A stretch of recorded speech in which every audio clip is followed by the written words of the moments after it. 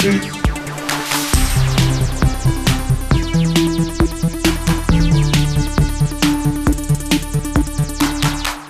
what's up, everybody? Welcome to GameFace, episode 369 on Sifted Games at sifted.net. I'm Shane Satterfield, your host for the next couple hours of awesome video game discussion. Only a couple more of those left in the year, and here to do that with me is Matt Kyle. What's up, Matt? Trailers are up. Yeah, and that's going to be the case here over the next 4 days or so as well. Lots and lots of video game trailers are about to be delivered to us. Also, I would like to know the fate of whoever leaked that GTA trailer. Oh. Because I would imagine they're wearing some concrete shoes around now. Yeah, because Rockstar doesn't mess around with that stuff. No, they will they actually do not. prosecute people for that stuff. A lot of other publishers are like, oh, slap on the wrist. We won't let you into our betas ever again. Stuff like that. But Rockstar will prosecute your ass. Yeah, well, I'm thinking that was someone in the development like someone some assistant editor somewhere or something. Like there's always that thing where it's some. To get anything like that made these days, you got to pass it through 100 hands. Well, what people are saying is that it was a son of a Rockstar employee, because the account that ended up leaking that, they went back and they found a picture of him with somebody who works at Rockstar, and they think that it's his dad.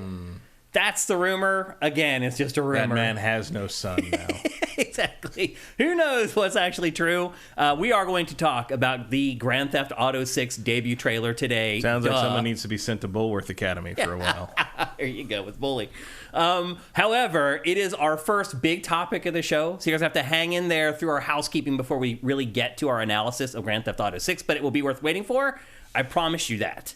Are you getting into the holiday spirit at all, Matt? I am. No. No? I shouldn't be surprised at all. I am. But I think a lot of it is just I've worked really hard during the year. December's here, mentally. I'm just used to this pattern of okay, I'm almost to the finish line. And then I'll get a little bit of time. First, I have to get through all this bullshit. Yeah, you're right. Yeah. The next couple weeks are going to be pretty intense. Just so you guys know, I think what we're going to do, Matt, and tell me if this works for you. We'll do a normal show next week, because another thing is Avatar, Frontiers of Pandora, is not in today's show because the embargo is tomorrow. So the timing worked out great for our show, for Grand Theft Auto 6. It did not work out great for Avatar, unfortunately. Worked out for me because I didn't get to play it till tomorrow. He hasn't got to play it yet. I've actually been playing it already. Is that a weird time for a game? Thursday? Games don't usually come out on Thursday. It is weird, yeah. It's always Friday. It goes live tomorrow night, but it's officially a Thursday midnight release. Usually it's Friday. It's weird. Yeah. Yeah, I don't know. Yep. Friday or Tuesday are the days. Yeah, Friday or Tuesday, almost 100%. There has been Nintendo. Sometimes Nintendo puts something out on Sunday. Yeah, on the weekends, which is very weird. But yeah, normally it's Tuesday or Friday for game releases. I have been playing Avatar. I'm not going to tell you what I think about it yet. I'm under embargo, but we will have it in next week's episode. We'll also have a recap of the Game Awards, which I'm sure, as always, we'll have tons of big announcements and things like that, and all the awards and everything like that to talk about. And then, Matt, if you're okay with this, would you be willing to do our Game of the Year awards separately next Friday or Saturday? Friday should be fine, I think. Okay. So there you go. We made the plan live on GameFace 369. So we'll have a normal show next Tuesday, and then we'll do our Game of the Year awards next Friday, and then we're up and out for 2023. So just a couple more things to go before we wind down 2023. We got a bunch of housekeeping in today's show. In fact, a ton of it. It's really been a crazy busy news week. First up, obviously, I just want to let you know about Avatar. Those review embargoes are up basically in the middle of the night tonight. So reviews for that will be up on Sifted, curated to Sifted tomorrow morning. When you guys wake up, it'll be there. Or if you're in Europe, I think it'll be going up as you're getting up for your workday or whatever. So anyway, that's what's up with Avatar. And as we said, the Game Awards are on Thursday night. We will not be doing a live reaction to the Game Awards. We just don't really do that stuff. We don't have that kind of time. Hours and hours and hours. I'll just be honest. Personally, you want to sit here and watch me complain about how indie game number 48? Yeah, something. Come on. It would get dirty towards the end because when I'm sitting by myself watching the last 45 minutes of the Game Awards, I'm pretty much yelling at the screen at that point, okay, it's time to wrap it up, buddy. It's 3 hours and 30 minutes in, and you're showing me a pixel art Pokemon clone that's mostly taking place in a coffee shop. Yeah, and I can't tell if it's an ad or if this is editorial. Like, yeah. I don't care that Java Chew is on Game Pass. Come on, let's go. The other thing I would say, too, is that, like... Show me your big finale trailer. Show me Death Stranding 2. Right. Come out and kiss Kojima on the lips, and let's go on with it. The other thing I would say, too, is that I'm this is. personally not really interested in React content. I think if I were, I'd probably be more apt for us to do it. I also feel like people who are older, like our audience, maybe aren't so into that stuff. It really feels like the Gen Z folks and also, millennials. I don't react to things. I stew on them, and then I yell at them 3 days later. I think it's better if you give it a little bit of time, because here's the thing about Grand Theft Auto 6. It was supposed to go up this morning at 6 a.m. Pacific, 9 a.m. Eastern. It was leaked, and so they put it up early yesterday, which actually works out better for us because we've had time to watch it a couple times and kind of digest all the information.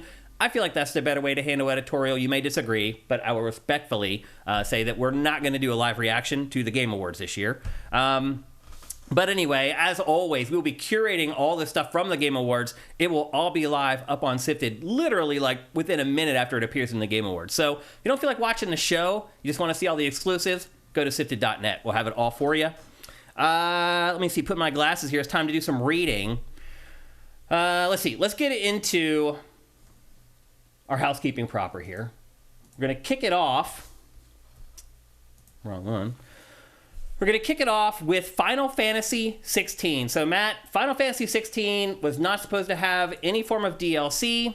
It was a PlayStation 5 exclusive. The game sold a few million out of the gate pretty quickly. Now it does seem as if Square Enix is not very happy with the sales of the game overall. I think the Duck Consulting Agency should have told them releasing it as a console exclusive that early in a console cycle probably wasn't the best idea. But I think maybe at least partially, the lack of sales for Final Fantasy 16 has convinced Square Enix to change its mind and throw more money at it for some reason. Right. And is that a good idea, Matt? So it's going to have 2 pieces of story DLC now. I mean, traditionally the DLC on the Final Fantasy stuff has been pretty good recently, but like, I mean, I like the game, so I'll play more of it. Me too. But like, weird. You think it's a good financial move by Square Enix to do this? I don't know it's a good financial move for them anymore because their expectations are so unrealistic. Like I think Final Fantasy 16 did fine for what it was and where it was. And it seems to me that more the disappointment, quote unquote, of Final Fantasy 16 sales is just Square's unrealistic expectations of things, as always. So yeah, I think it's, if you can readjust your expectations to understand what your potential is here on one platform, and who knows, like releasing the second DLC, maybe you put it now, it gives you a chance to put out the complete pack on other platforms. Yeah, exactly. And the Ultimate Edition or whatever. There's your launch thing for Xbox and PC, you know.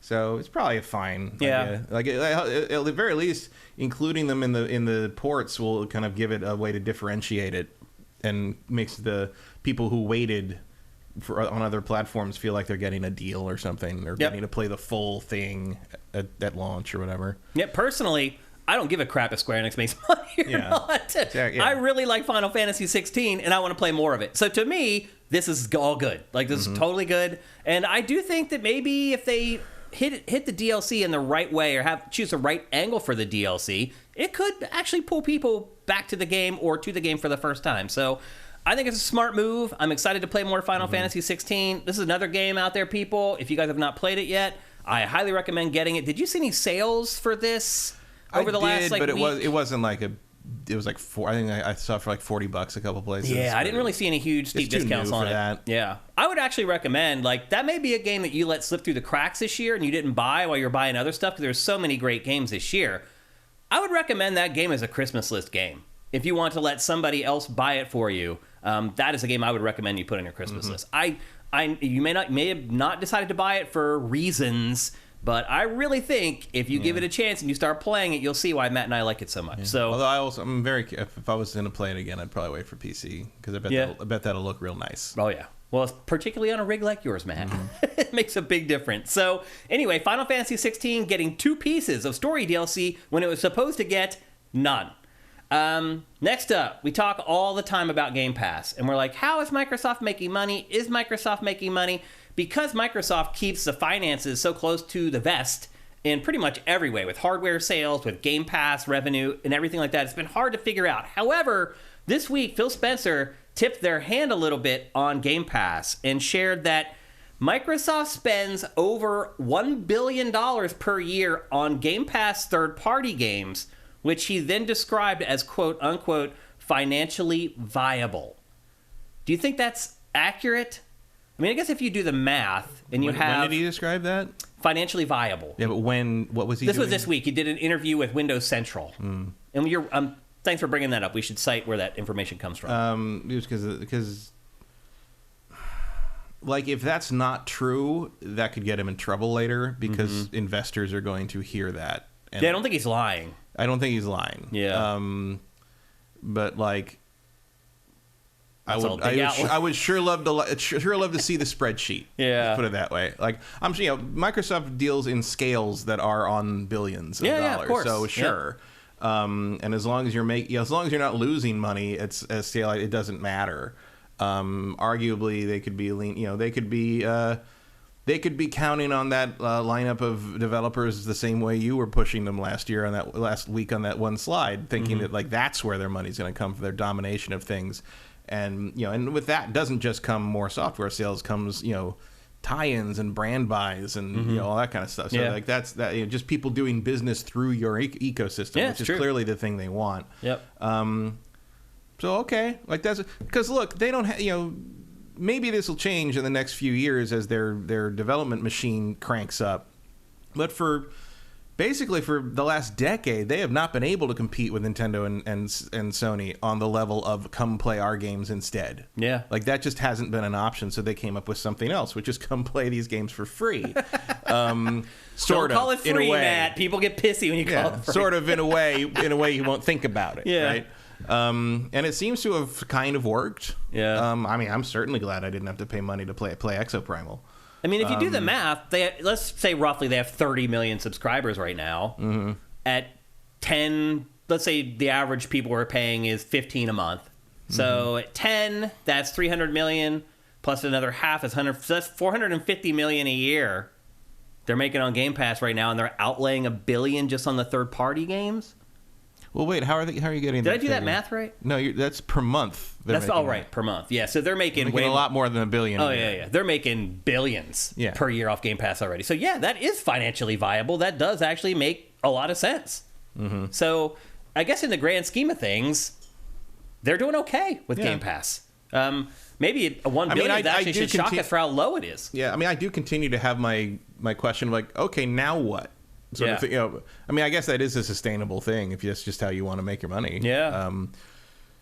That's a lot of profit every month. And it's an interesting thing in that, like, the model worked, and like no one else is really doing it. I don't think anyone else could do probably not. Like the outlay to get to that point is substantial. Yeah. Well, Epic maybe could do it, which it is kind of doing with Epic Game Store. It's giving away so much stuff. But that's not really working as well for them. Nope, it's definitely not. It does not turn a profit at all. But it doesn't matter because they have Peter Griffin and Fortnite. Well, we're going to get to Fortnite here in a minute. We don't talk about that game very often here on GameFace, but we're going to talk about it today. So anyway, I mean, that looks pretty good for Game Pass, honestly. I mean, only $1 billion. If you figure you're making basically $1 billion every 2.5 months off of Game Pass subscriptions, that's pretty cheap, actually. So it could be a business model that works, but again, only works for a company like Microsoft that has really deep pockets, can afford to lose a lot of money out of the gate until everything starts going in the right direction. You can accumulate enough subscribers to turn a profit on it. So, and look, that $1 billion, that's not the only cost for Xbox with Game Pass. Like, don't get us wrong. Like, we're not saying like that's all they have to pay to run Game Pass. There's a lot more other costs, but that's the biggest one. And it's around $1 billion a year. That's not that bad. So if Microsoft can keep gaining subscribers, it could become a very beneficial business model for them. And then, Matt, maybe you start to see copycats. Yeah. Once people are very confident that it's a model that works, then maybe you start to see what a difficult thing to start up. I mean, PlayStation sort of started to try to do something in that direction, but they're never going to just give away last 3 day one. Like, they can't afford to do it, really, unfortunately. So anyway, there you go. That's the latest on Game Pass. Also, this week we got the first look at Season 2 of the Halo TV show on Paramount+. Season 2 launches on February 8th. We will not show you the trailer that they released because we'll get copyright strikes on YouTube for that, which really sucks. Like, although we might need to just to prove to you that this exists, because I think everyone forgot that the Halo TV show was a thing. Show. Yeah. Also, I don't understand why game companies have actually finally figured it out. Even Rockstar now, if you use their trailers and content, it doesn't send up copyright flags. There's really no publishers left that do that. But in film and TV, it is still a thing. Like, you can't ever run a Netflix trailer, any of that stuff for Netflix. It's all protected. Anything from Apple is always protected. So it sucks. Like, we should be able to show the trailer for season 2 of the Halo TV show on a show where we're talking about it. You'd think. But we can't. So how do you feel about that? Also, by the way, the first season is going to go up on YouTube for free just as the second season launches. So if you didn't watch the first season, you'll be able to watch it for free with ads on YouTube. Yeah, finally. I got like 4 episodes in and I was out. Did you get far enough to learn that Master Chief fucks? Yeah, I did. I don't understand what I don't that either. was. I mean, I felt like it kind of started strong. The first couple episodes, I was into it, and then as it started becoming more of a drama and less of an action thing, then I started to lose interest. Yeah. I mean, I kind of feel the same way about Halo 4 and onward. Yeah. But it's just like another example of like, do you guys know what this is? Do you know why this was a big deal in the original? Like, why it caught on? Like, fucking Last of Us didn't need to come up with all this extra shit. I mean, it did come up with expanded shit, but it's like, it's still the same story. It's still the same characters. It's you recognize these people from the game you played, and it's the same story with different like little tributaries. Yeah. Whereas I don't recognize Master Chief in that. Once he takes his helmet off, as far as like a character, he's a different person. Like, yeah. I'm not saying Master Chief's a great character in and of himself in the games. He barely talks, but like, you could do something. Still with waters that. run deep, Matt. You could do something with that. Whole genres were created in the 80s off of guys that had like 10 words per movie. You know, like true. Yeah. You didn't want Jean-Claude Van Damme to talk too much. Yeah. But like, you still got through the film. Yeah. So it's just, it's so bizarre to me that you can just sort of, here's basically a ready-made sci-fi epic blockbuster. But you can either afford to make that or you can't. Don't like half-ass it and then like have like a whole entire bottle episodes on a ship between him and some random scientist. Yeah. It's just, I will say this, the response... I didn't finish it. Me either. I didn't make it through. The response to that Season 2 trailer on SIFTD was pretty positive, actually. I was kind of surprised. Yeah. Well, there's a bunch of people I saw that were just like, this is getting a second right. season? Like, they greenlit Season 2? I think that might have happened before they could stop it. Well, they did. So what happened, if you remember correctly, they started Season 1. It got like 2 episodes into it, and like it was a thing. Mm-hmm. And then they greenlit Season 2, and then it just went... Beer. Because after the second episode, you're like, oh, what is this? Yeah. The first episode's pretty good. Like, he's fighting the elites, and like it looks really nice. Mm-hmm. Like, you recognize it looks like Halo. Yeah. And it's actually, I thought it was very cool that they remembered how big the elites are. Like, then they had to start huge. talking. Yeah, then they had to start...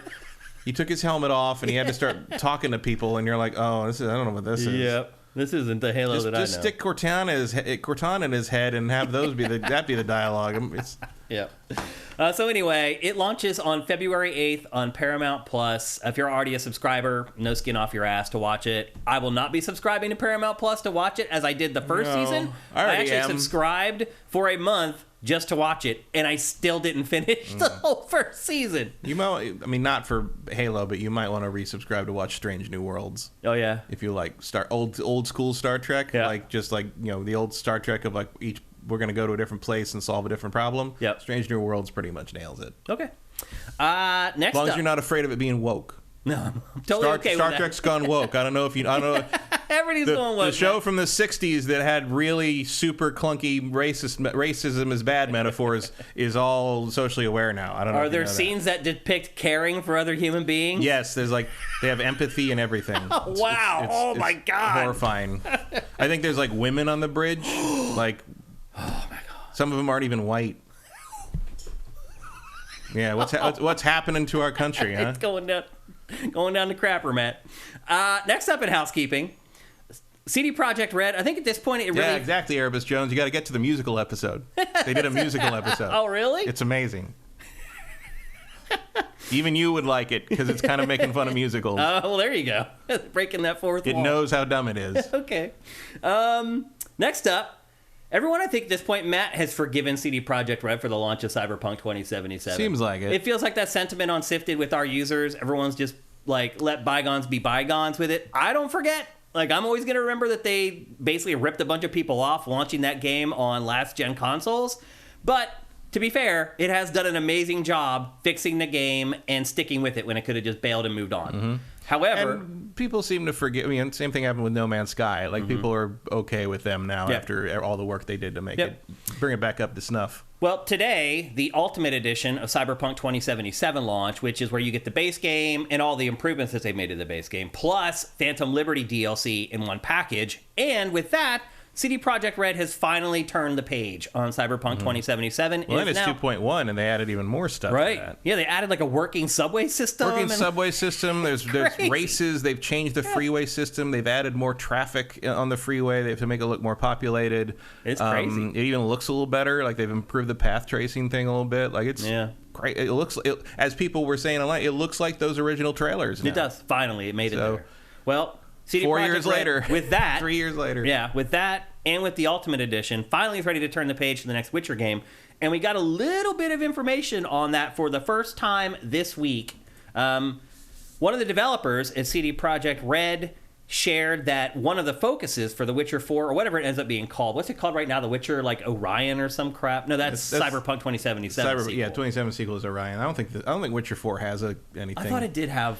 It might have, no, there was something called like the White Wolf, but that was a remake of the first one. I don't recall a code name for Witcher 4 yet. Okay. Well, they are talking about the next Witcher is what we'll call it for now. And he said that the big focus in the next Witcher game, as far as what they learned working on Cyberpunk 2077, Polaris. Polaris. They're saying. Yeah. Sound Wizard says it's called Polaris. Yeah, that's what it was. Yeah. I'm guessing that's a code name for something. Oh yeah, it is for sure. But and that who knows? It may end up being the final subtitle. Could be. I mean, Polaris, North Star. You know, the Wild Hunt is associated with ice and cold in the north. Like it could be something like that. Well, one of the developers of CD Projekt Red says what they learned from Cyberpunk 2077 that they're going to apply to development of the new Witcher game is to emphasize how the story is told and player freedom. Those are sort of the two tenets of Cyberpunk 2077 that they're going to bring into the new Witcher, but I feel like The Witcher had that already. I mean, yeah, I think it had it better than Cyberpunk in a lot of ways. Yeah. I mean, look, as long as it's not first person, right, I'm okay with it. I don't think they'd ever do that. My guess is what they're talking about here is like, and has long been rumored that you're going to be able to create your own Witcher. And that it'll be a dialogue-driven kind of Mass Effect style thing, but you are making a Witcher. How do you feel about that? Good. I mean, Geralt's story is over. Yeah, I get that. Like I'm not pining for Geralt to come back, but they did a great job with Geralt. They did, but I think would like to see what they create next. I mean, they did a pretty good job with V, and that was a creative character. Yeah, that's true. He still had his own personality. Yeah, even though you could take over parts of the character. Yeah, V was a very specific person, to the point that it annoyed me at times that V was reacting to things the way I wouldn't want to react to them. Interesting. There's a degree of freedom versus degree of who the character, the writer thinks the character is.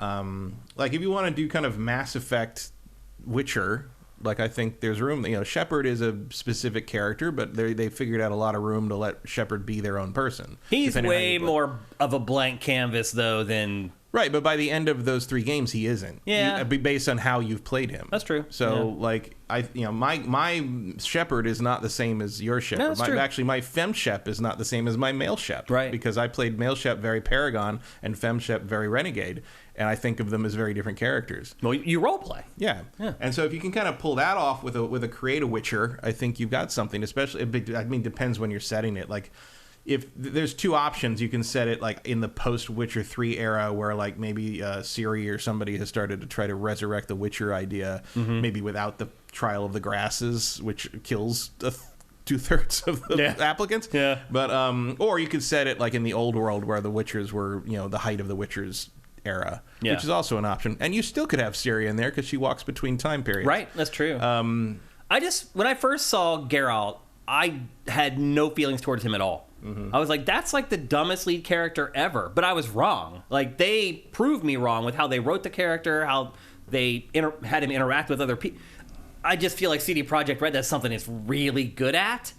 And I wouldn't mind if we kind of had an on-again, off-again thing with that studio, where one game we get like a protagonist that they designed. The next one is like Cyberpunk, and then Yeah, we'll see. I mean, the original plan for Witcher 1 was create your own. Oh, it was. They switched to having it be Geralt like midway through. Interesting. I think because they realized that they were more interested in telling the story of his story. Basically, I mean, the Witcher games are basically fan fiction that takes place after the novels. Oh, I didn't realize that. Yeah. I thought that was the story was part of the books. No. Oh, no, it's all original stuff. Because at the end of the book stories, basically, he quote unquote gets killed. And he and Yen are killed in a riot pogrom thing in a village place. They talk about it. They talk about it. That's why he gets stabbed by a pitchfork.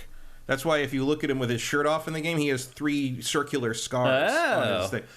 But then in the beginning of Witcher 1, he wakes up and he's running through the woods and he doesn't remember, and they're like, we thought you were dead. Like that's what happened there. Is like instead this retcons it, and maybe there's a hint that it happened in, I think Ciri does something weird where she actually pulls them out before they die and transports them to this like beautiful island, and they like are supposed to live there happily ever after. But then it's implied that the Wild Hunt is aware of them. No. And so the games kind of pick up where that left off, and you're like, well, wait, they were supposed to be on this island or whatever, and now he's there, and nobody knows where Yen is and what had the Wild Hunt found them or whatever. And so the books are kind of like continuation fan fiction. Oh, I was not aware of that at all. Yeah, and the author of the books does not consider them canon or relevant at all. Like they are. I'm not surprised by that. They are very different. Like, Geralt is actually a very different character in the games than he is in the books. Geralt and I mean, because and it's weird because like the Netflix show is the books. The Netflix show is telling the story of the books for sure, which is great. Great. But Cavill is playing Geralt like the game. Yeah. And in the books, Geralt is a more this sounds weird if you only know him from the games, and it was weird reading the books, but like he's a little more vivacious, he's more emotional, he cries fairly often. Like he's very much a kind of a normal person who happens to slay monsters for a living, and he likes to party and kind of. I mean, it's not like all the time, but he'll sit down and talk with monsters, and like there's some really interesting things where instead of just killing one of the monsters, he sits down and has dinner with them, and like then decides whether he wants to kill him or not. Mike Stu does remind us that Geralt was a well-written character already from the books. Yeah, so and they kind of I mean, look. There's an argument. There's people that love the books that hate the video game version, but there's an argument to be made that after what he went through between the books and the video games, that would change you. You would think. He acts more like his book self, really, around Yennefer in Witcher 3. Like that's probably when he's kind of joking around with her and like that stuff. Like that's probably the closest you get to kind of book Geralt in the games. It does feel like we're going to lose a little bit of this if it is create a character. Maybe. I mean, but like I would argue that like.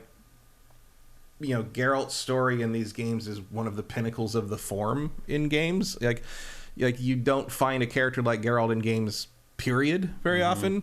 And so not even if they create their own separate character and it's not a created character, it's still not going to be Geralt. Geralt is singular. Yeah, it's over. He's up. I mean, he's top 5 game narrative game characters of all time for me. I mean, I'm not saying like Mario wouldn't be in that because Mario was not a narrative character, of course right? not. Yeah. But you're talking about the all timers. I'd put him in there. I'd put Shepard in there. Yeah. I'd put the Pantheon. Yeah, it's maybe one of the Vault Dwellers from Fallout. That kind of I mean, actually they're not very good characters, are they? They're just you. Yeah. I have to think about it more. I'm sure people would put. I think that's a pretty good start on that list. Yeah, for sure. But like, I think anything I mean, V was a letdown after Geralt. Yeah. Because anything would be a letdown after Geralt. Yeah. He's a great character, and they really found a way to nail who he was by 3. To the point that near the end of the game where he said, I don't remember what the line is, but at some point he's sitting with a campfire with these guys or something, and he says something it's clearly a meta reference to playing these games, and he just looks right at the camera and and it kind of smiles at you, and it's like, wow, and it works it all works. I think that's in Blood and Wine. No, I think it's DLC. It's late. It's like one of the last things it feels almost the equivalent of like the Citadel DLC in Mass Effect, where it's just like a big party for the player. Kind of thing. No, it's great. So like I mean, the Witcher stuff stands up here, and whatever they do next, I'm sure I will like it because I really like that world. But I don't expect it to be as good as The Witcher 3. Like I just don't. We'll see. I would expect a lot of improvements, maybe not in the writing and the characters, but in other parts of the game. The visuals and the scope. And gameplay. Maybe... hopefully the combat's improved. Yeah, you can do more with the combat. And, that would be the most interesting thing to me is if you get to create a Witcher, being able to choose your school. Right. Which would change how you fight. Yeah. And, like a bear school would be a big... more than just changing the armor. Right. I think that would be, if you could actually make all of them fight differently, because there's like 5 or 6 different schools overall. Okay. There's actually only, I think, 2 in the books. That most of the schools that we know are made up for the games. All right. So anyway, that's the latest information on The Witcher 4, or The Witcher, whatever the hell they end up calling it, Polaris, who knows what it's going to be, but the next Witcher game, that's all the info that we have on it right now. Next up, a game that Matt and I have been kind of dragging for a while now, and for good reason. It's been delayed like 3 times. Suicide Squad Kill the Justice League is really kind of nearing release at this point. It's coming out early next year. There is a closed... Yeah, it's so far no hint that they're going to push back that February date. Nope.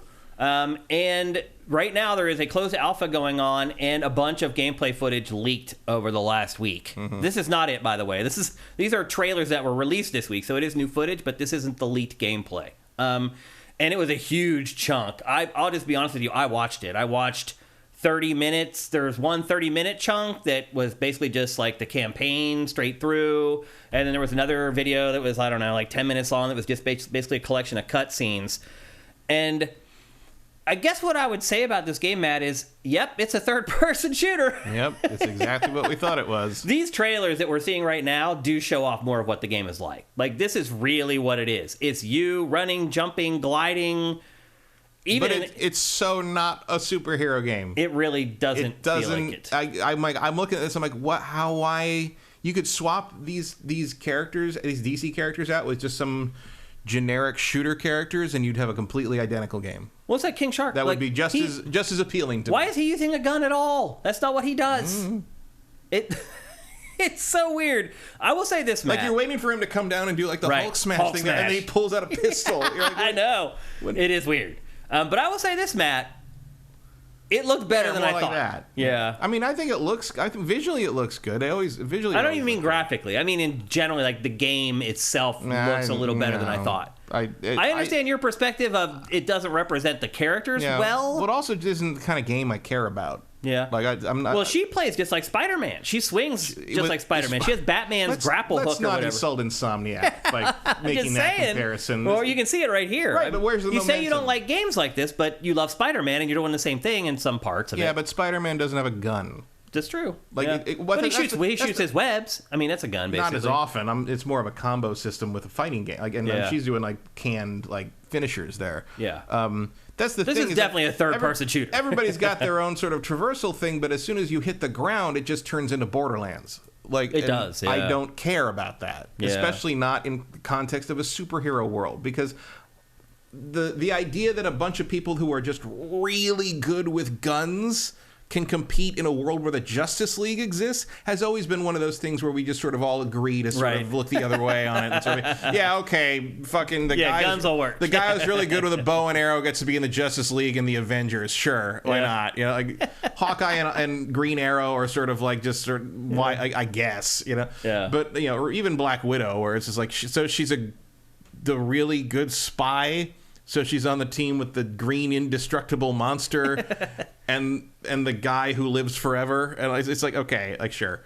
This guy's really good at throwing boomerangs. Yeah. So clearly you want to send him to kill the Flash. Well, I mean, so here's the other thing I would say about this is the writing's pretty good.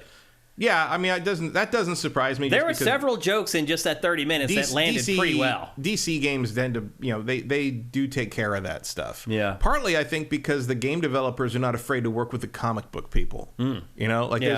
There's a well kind of reported in the industry feeling where the Warner Brothers studio people like don't think the comic book side of things has anything to offer the film side of things. Mm-hmm. It took them a long time to even get somebody halfway competent like Jeff Johns to like be advising on the movies and stuff, and even then I don't think they listened to him much, judging by those movies. And like but for this, like like NetherRealm's like worked with the DC animation writers, people who'd written for the DC animation stuff, to do Injustice, and that turned out great. And so I'm sure, it's not like Rocksteady doesn't know how this goes, and they worked with DCP, they worked with Paul Dini, and they worked with Jeff Johns on Arkham Knight, which is funny. Someone pointed out that if you look at Arkham Knight and then you look at like subsequent Jeff Johns comics that have been poorly received, they're all using very similar ideas that were in Arkham Knight. Multiple Jokers, a relationship between Barbara Gordon and another Robin that isn't Dick Grayson. There's a bunch of stuff in there that the idea that anyone can be a Joker and stuff like that, like that all it is like all you need is the right face paint and the right exposure to a chemical and you're the Joker kind of thing. So yeah, that might be one reason why Arkham Knight felt so underwhelming, especially narratively, is like they switched to standard comic book guy versus the guy who created Batman the Animated Series. So it's not surprised me that they nail the characters in this, and like even looking at the cutscenes look good. They do, yeah. I feel like the game looks good. Yeah, and the graphically, and the synopsis that leaked months ago seems to be pretty much on target. And that story sucks. Like the overall plot of that is garbage. Like it's just another grim, gritty, grimdark bullshit thing that DC does all the time now, and it's just like, hey, how about the S stands for hope, so how about you try that for once, would be kind of my response to that. But that doesn't mean there's not going to be good character moments, scene to scene and moment. It doesn't mean that Wonder Woman's not going to be written well. But there were moments where I laughed out loud. At least we get to see Batman again. Yeah. Like, I'm not going to spoil his appearance because he was in that footage, and I thought they did a good job. He's been in the trailers, just not as explicitly as what we still don't really know what he's doing in that. Yeah, and this footage actually does kind of explain that. I'm not going to spoil it, but it is a sequel. It is in the same universe and after Arkham Knight. So the story, some of the things that happened in Arkham Knight are carried over into this. Yeah, again, I don't want to spoil too much. But it's just like, I don't know, and it's hard to like look at this after 8 years, and just be like. Meanwhile, we've gotten three Insomniac Spider-Man games in the space of 5 years, and like I would love to see what Rocksteady could do with Batman now in an Arkham game. Like you maybe the conversation about best superhero game would really be much tighter now if the Arkham stuff had continued. It's possible, but this ain't it. Yeah. So it looks like, again, I didn't play it. I wasn't in the alpha. I just watched the footage. It just looks like a competent, cooperative shooter, and the only way that the characters really like set themselves apart from the others is their traversal, how they move. But like all of them have a gun, so they all are just shooting. Yeah. It's all shooting, is like, but even Gotham Knights differentiated the characters more than that. It did, yeah. Which is like that's pretty harsh criticism, I think. Like it's like once you're on the ground, it's very hard to tell who's who from the player perspective. Yeah. It's just they're all just shooting guns, and I'm sure over the shoulder. I'm sure King Shark gets like it's like Borderlands. I'm sure King Shark gets bonuses for bigger guns, and Harley probably gets bonuses for smaller guns, and and maybe Boomerang gets to do things that like return ammo to him or like teleport because he has the Justice League teleporter he stole, but like stuff like that. But it's just like that scene is so. It's so ticky-tacky, whereas like just let me play as Batman or let me play at least nobody asked for this. That's the thing. Nobody asked for this. And again, it feels years late. It feels like if you'd put this out around the time the David Ayer Suicide Squad had come out and made Harley Quinn like a cultural force, because that's pretty much the only, unless you're like one of the weird Snyder cult people, like the only lasting impact of the DC Extended Universe movies is that Harley Quinn is a household name now. That's it. Like the fact that you're gonna see people dressed as Harley Quinn for the rest of time. Yeah, that's the result of the DC cinematic universe. And I don't know any other. It's like if this had come out in 2017, 2018, when the Suicide Squad thing was kind of still hot, and Harley also when these games were still kind of hot. Yeah, to be fair, because.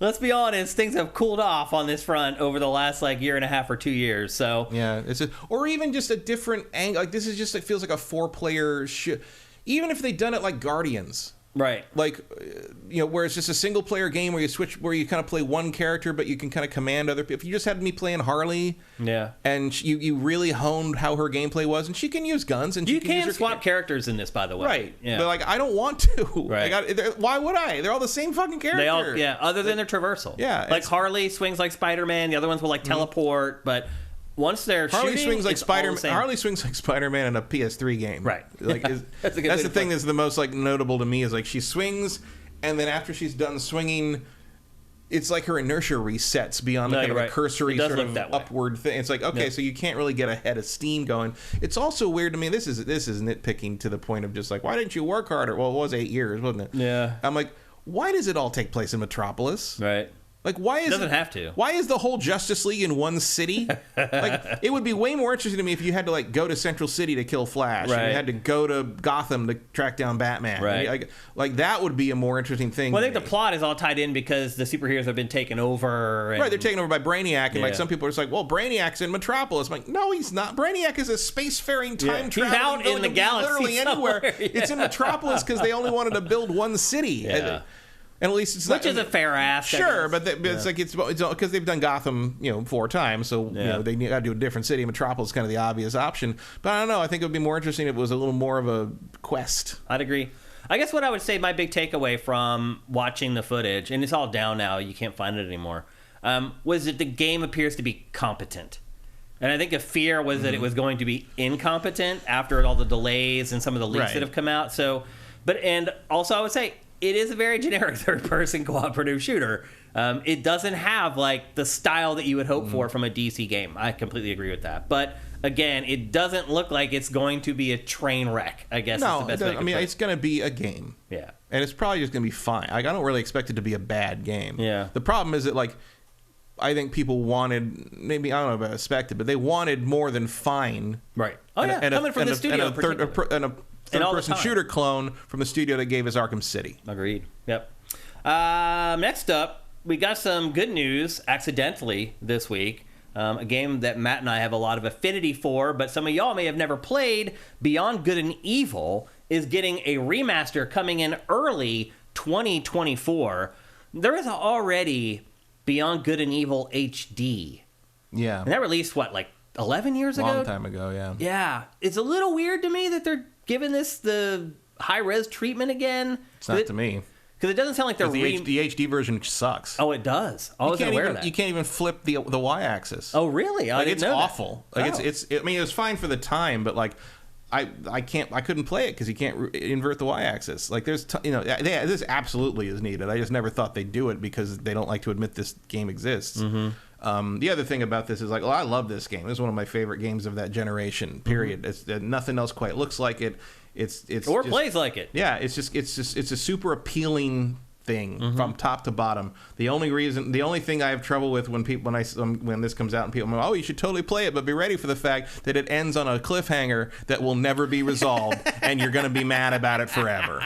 Because I certainly am. Well, here we are over a decade later, and we're still salty over You it. want to really make me buy this fucking game? Add on like a 20-minute thing that solves the cliffhanger. Seriously, though, you're right. That was what. That we That's don't what have they to should wait do. for Beyond Good and Evil 2 for. Well, 2 isn't even going to do that because Right. it's a It doesn't prequel. look like it's going to fix it. Yeah. It's a prequel. So unless there's time travel, which I guess is possible. It's possible. Yeah. But also, that game's never coming out. It so probably just isn't. Fix this and the thing with Darksiders 1 where it ends with like we're about to like fight all of reality with all 4 horsemen and we're just never going to fucking talk ever. about that Yeah. again apparently. Yeah. And then, yeah, they're updating some stuff, like they're updating the controls. Because the one big criticism I had of the original game was the combat felt like nothing. Yeah, and it does feel pretty good like early on, but it never really evolves. And when it does evolve a little bit, it feels like you don't quite have the right controls for it. Yeah. And it's got camera issues by modern stuff. I mean, it was great at the time, but it was still in that weird period, that PS2 era period where like things were being figured out and nothing had been fully codified yet, and you weren't sure if every controller had 2 analog sticks on it and that kind of. And now you can make it a much, much better experience for sure. Yeah. As opposed to the other one where the problem with the HD one is if you flip the axis of the controls, you flip both axes. So you flip the X as well. How could you overlook something so obvious? It just wasn't a thing then, I guess. I don't know. I That's really crazy. don't know. Because I don't think there were really camera controls in the original. I think you just dealt with whatever angle they showed you. I don't remember, actually. I'd have to put the GameCube version back in. And I know there are certain scenes for sure where there's a fixed camera perspective. For sure, yeah. Especially the stealth stuff. I just can't remember if all of it's that way, though. Yeah, I don't know. Because camera controls were still kind of rudimentary and sometimes not even expected back then. So I don't know. It may not have. I'd have to try it again. I feel like also, out in the the fake open world, you could control the camera, like when you're controlling the vehicles and I think stuff. you might have just been able to recenter it. Maybe. Because you're right. Back then, that was camera control back then, Matt. Like the camera control back then was just, let's just start over. Yeah, we can just center it. I guess back to one. Here we go. Yep. But yeah, it's, so yeah, I think this is necessary. I did figure out a way to play the HD version effectively on the Xbox. Oh. Because the Elite controller lets you set up profiles. So I set a profile up on my Elite controller that flips the Y-axis. Oh. So I don't need the options. You found a workaround. But that's the only workaround I could find.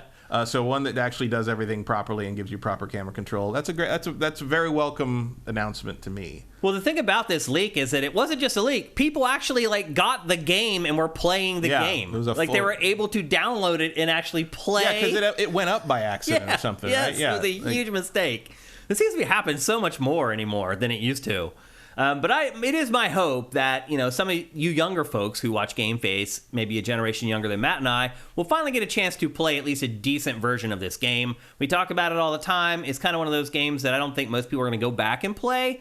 But maybe now that they're gussying it up and making some slight improvements to it, maybe it'll be more worthwhile. I wanted to go back and play it, but I just, until I figured that Xbox One let me do that, I hadn't replayed it in years. Yep. And I think it's a very appealing look even today. Yeah. Yep. So there you go. Beyond Good and Evil is coming back around. You think we'll ever see Beyond Good and Evil 2? It doesn't seem like it. Probably not. Because the director just died. Yeah, that's the problem. He was only 40 years old. Yeah. And he died while working on this game. Again, condolences to his family and friends over that. That's really insane. So again, don't forget that remaster is officially launching in early 2024 if you weren't lucky enough to get it while it was up briefly before they caught it. Next up, we also got an update this week, kind of, on Dragon Age Dreadwolf, the next Dragon Age, which it feels like we're never going to play. It was Dragon Age Day? I didn't even know that was a thing, Matt. I don't know what that is. That's what they said. It was Dragon Age Day, and so they released this trailer, and then the messaging... I don't know what makes something Dragon Age Day. I understand N7 Day. Yeah. It's November 7th because N7. I don't know what Dragon Age Day refers to. Yeah. Well, the messaging that they wanted to get out there is that they are finally going to really unveil this game... For real. For reals this time, next summer. It's like 6 months from now. Who does that? Who puts up a trailer that announces something that's happening in 6 months? Summer reveal better mean fall release, boys. Because we're right. 10 years out now. I would be surprised, though, if that happens. 10 years. Yeah. This thing better be amazing. I mean, based on that beta footage that we saw, I don't know, man. Oh, D4, December. Okay, that's tortured. That's really reaching. That's grasping at straws. But I guess that's par for the course in a game whose world is called Thetis. Right. Yeah. Which is the dumbest. And that's what this trailer is for. Actually, is just Thetis for those who don't know stands for the Dragon Age setting. Yeah. That's what they called it during development, and they just never changed the name. The one thing I do like about, it does look nice. The few shots you get to see of the engine, yeah. But it also implying that we're going to some of these these lands or countries or kingdoms that have been talked about in the other games that we've never been to. That's cool. Yeah, I'm into that. But I would be more into it if I knew I was going to play it before I die. Yeah, those couple in-engine shots do look pretty good though. Yeah, that actually do show what the world looks like. So, and this is the. I guess we're not getting anything on Thursday. No, guess not. That's the other thing too. A lot of the stuff we're talking about here in housekeeping are things that are probably not going to appear. Yeah. Although I was right about GTA 6 not being a Game Awards thing. They were going to put it out I said right before it. You did say that. They're going to put it out right before it, and then maybe they'll talk about it. Yeah, there still might be something in the show on Thursday. Yeah, but the trailer's supposed to go up today, which is before, right? I think I said like 2 or 3 days before Game Awards. Let's be honest, they'll put that up, and then Jeff's gonna have to sit there with not having any GTA 6 in the show. That's all anybody wants to fucking talk about. You really have to wonder how Jeff feels. He did, tweet it and retweet the thing and be like, "Hey, this looks amazing." This is like, but yeah, Jeff is a savvy enough marketing head that he knows. It's 2 days before his biggest event of the year, and Rockstar would not give him that to run in his show.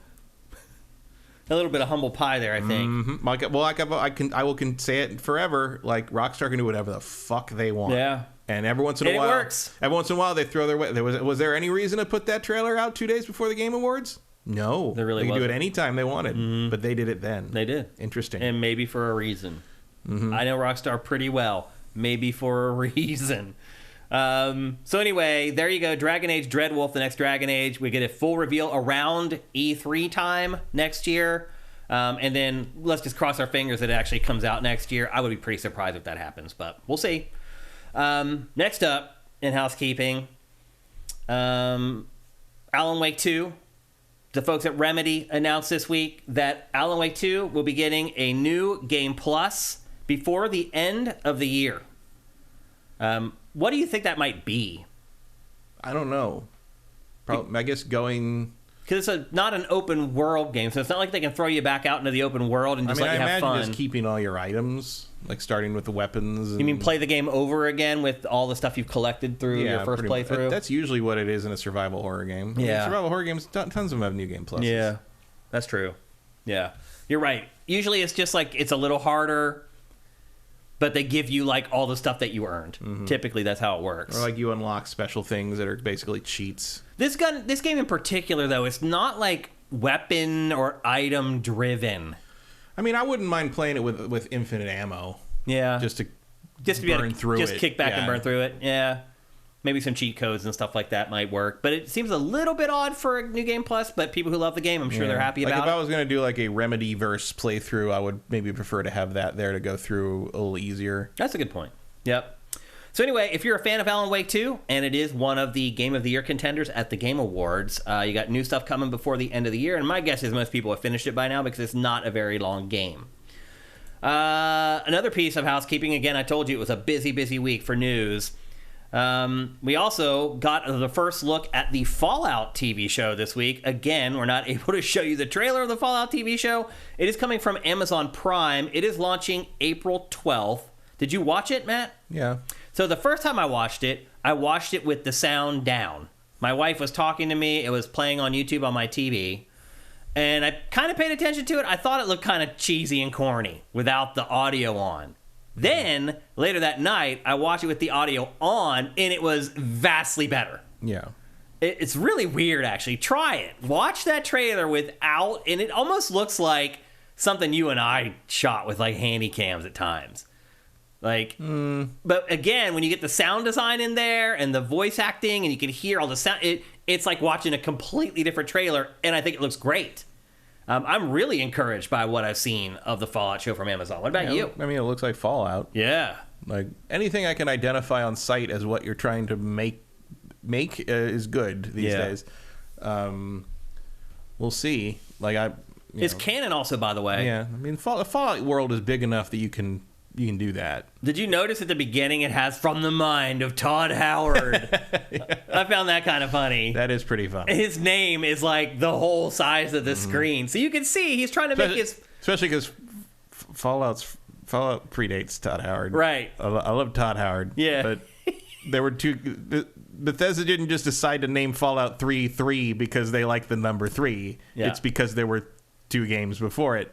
This appears to be an obvious ploy for him to get himself on equal footing with people like Kojima and Neil Druckmann. I think it's more because that way he gets paid for it. Yeah. And man's about to retire. He's probably consulted on everything. If it's canon, I would hope that he wrote the plot outline. Yeah, or he's approving it. Yeah. He should be involved in that stuff. Yeah. And look, you watch that as clearly the Bethesda Fallout. Oh, yeah. The pre-Bethesda Fallout was a very different tone and a very beast. different idea. Yep. It all kind of, there's room for all of that in Fallout. Fallout can be a lot of things. It can be tragic. It can be dramatic. It can be silly. It can be ridiculous. It can be comedic. It can be absurd. That's kind of the genius of the setting, is that almost anything works. And even from the very beginning, the first one, you had flying saucers crashing in the desert at random events, and you can go anywhere with the thing. The people that complain about the canon of Fallout or whether there's, I'm like, I've been here since day one. Anything can happen in Fallout. Seriously. Anything. You really can. Like, you want to open a portal and have fucking Skyrim guys run through? Done. Like, you can do that. The only canon really is that it's just post-apocalyptic. Yeah, that's really it. And they're all in vaults. It's 50 sci-fi atom punk post-apocalyptic. Yeah. That's all it needs to be. Yeah. That's all.